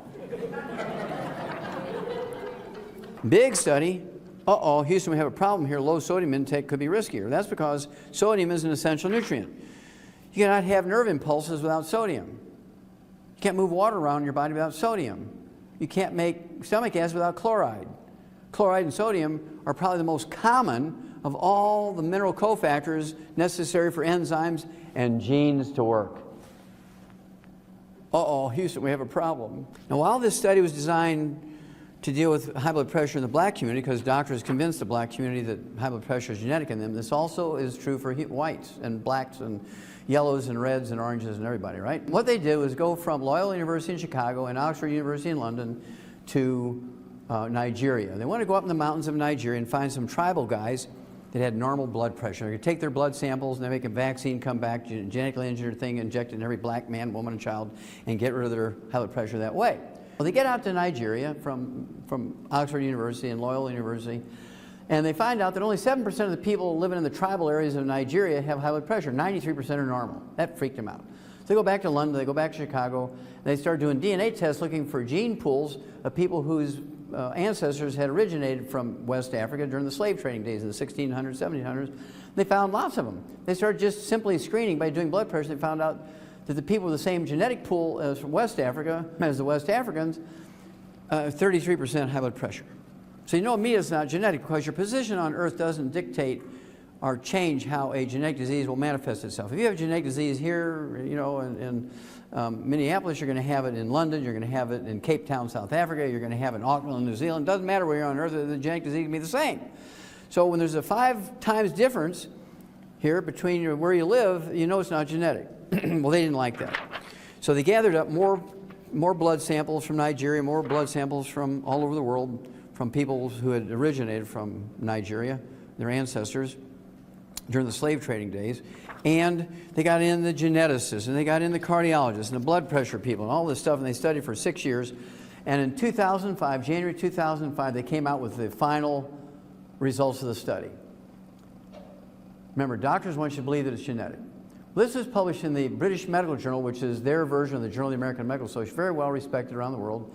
And here's what they said. Hold on to your hats. High blood pressure in blacks, not genetic. High blood pressure in whites, not genetic. High blood pressure in yellows, not genetic. High blood pressure in reds, not genetic. It's not genetic in anybody. It's a simple mineral deficiency disease. Now, how many of you in this room, particularly the black individuals in this room, how many of you had your doctor send you an email in 2005 saying, praise God, we just learned that high blood pressure in blacks is not genetic. You just take the Healthy Start Pack and the Ultimate Daily Tablets, blood pressure goes away in a couple of weeks. Hallelujah! Anybody get that? I speak to black churches all the time. They've never heard of that. You know how many black men have died in the last 7 years because they didn't get the information? Over 100,000 from a high blood pressure stroke. Somebody needs to go to jail. But they won't because they're a protected monopoly. So how do we deal with this? We tell people ourselves. We share this information and get people to do things for themselves. They won't need doctors. And here comes the fun part. In August of 2003, in the Journal of the American Medical Association, of all things, JAMA, the Journal of the American Medical Association, in August of 2003, there was a big article in there about an herb that lowers blood pressure. It has flavonols in it. It's called dark chocolate. Not milk chocolate, not Hershey's bars, but dark chocolate has a substance in it called flavonols, which lowers blood pressure. Now, it doesn't solve the problem of the mineral deficiency, but it will act like a plant medicine. Herbs are plant medicines. It'll lower your blood pressure so you don't have a stroke until you're taking enough minerals for you to eliminate it permanently, right? But I just keep taking it because I like it. My blood pressure, I'm 73 years old. My blood pressure is 121 over 71. My pulse is 43. It does spike when I get angry. It'll spike up to 45 when I get angry. When I was wrestling for the University of Missouri, my wrestling pulse was 38, and the doctors were always freaking out, but I could always outrun them, outwhip them, and all this, that, and the other, right? And in addition, dark chocolate has another substance. It's a fun substance called PEAs, phenylethylamines. How many of you have heard of phenylethylamines? Okay, this is the reason why we give chocolate on Valentine's Day, is the phenylethylamines. Now the Spanish, they didn't know the name of the chemical, but they knew there was something special about dark chocolate. So in 1523, they took it to Europe and started giving it away on Valentine's Day. The whole purpose of dark chocolate was to seduce the woman with dark chocolate. PEAs, phenylethylamines, are the love chemical. They're an aphrodisiac, right? It's really great stuff, but it's got to be dark chocolate. So, in that year, 2003, we came out with a product called CocoGevity. And CocoGevity has flavonols in it, will lower your blood pressure, but it's also loaded with PEAs. It always works, guys. So, when Valentine's comes up, and it's coming up in a couple of months, don't give chocolates, give CocoGevity and reap the rewards. Reap the rewards, I guess. Okay. If you like pieces of chocolate rather than the liquids, I like the liquid. I add it to my coffee. We own a coffee company called Java Fit, and it made us publicly traded. One of the things we do, if you, personally, I don't take anything from the company. Even though I started the company, I don't take anything from it. I give it all back to you guys. You know, if you help other people, the more people you help, the bigger your check gets. This gets good. Okay. Anyway, triple treat chocolate. Triple treat chocolate. Triple treat chocolate. Why is it called triple treat? Because it lowers blood pressure. It has probiotics in it, which gives you good digestive stuff and gives you the best sex life you ever had. Triple treat, right? Because it has flavonols in it to lower blood pressure, but it also has PEAs in it, phenylethylamines. Good stuff. Now, two of these chocolates gives you 33,000 antioxidant points, 33,000 ORAC points, which is right in the halfway mark between 20,000 and 50,000 of these top 20 longevity people. Lower blood pressure, 33,000 ORAC points, and PEAs. I mean, how good does that get? And we also have another one called Triple Truffle. In addition, it has 500 milligrams of usable calcium per piece, which is the size of a pat of butter, and 1,000 international units of vitamin D3. So if you take 3 of those, you're getting 1,500 milligrams of usable calcium and 3,000 international units of vitamin D3, which is the minimum daily requirement for vitamin D3. Now, this is not a standalone product, obviously. You add that to the 90 essential nutrients and whatever else you got going. So that's sort of, and I could go on with, 894 other diseases. We don't have time for that, but you can read the book, Dead Doctors Don't Lie, Let's Play Doctor, and so on. I go through those diseases with you and tell you what to do for them. And so what I'm going to do now is turn this over to Brandy and Nasima and Ted, and they're going to give you some information, and you can flip on the lights now. All the lights can go up, and I will then answer questions for you for about, I don't know, half hour, 45 minutes, and we'll have a lot of fun and save a lot of people. Okay, thank you very much.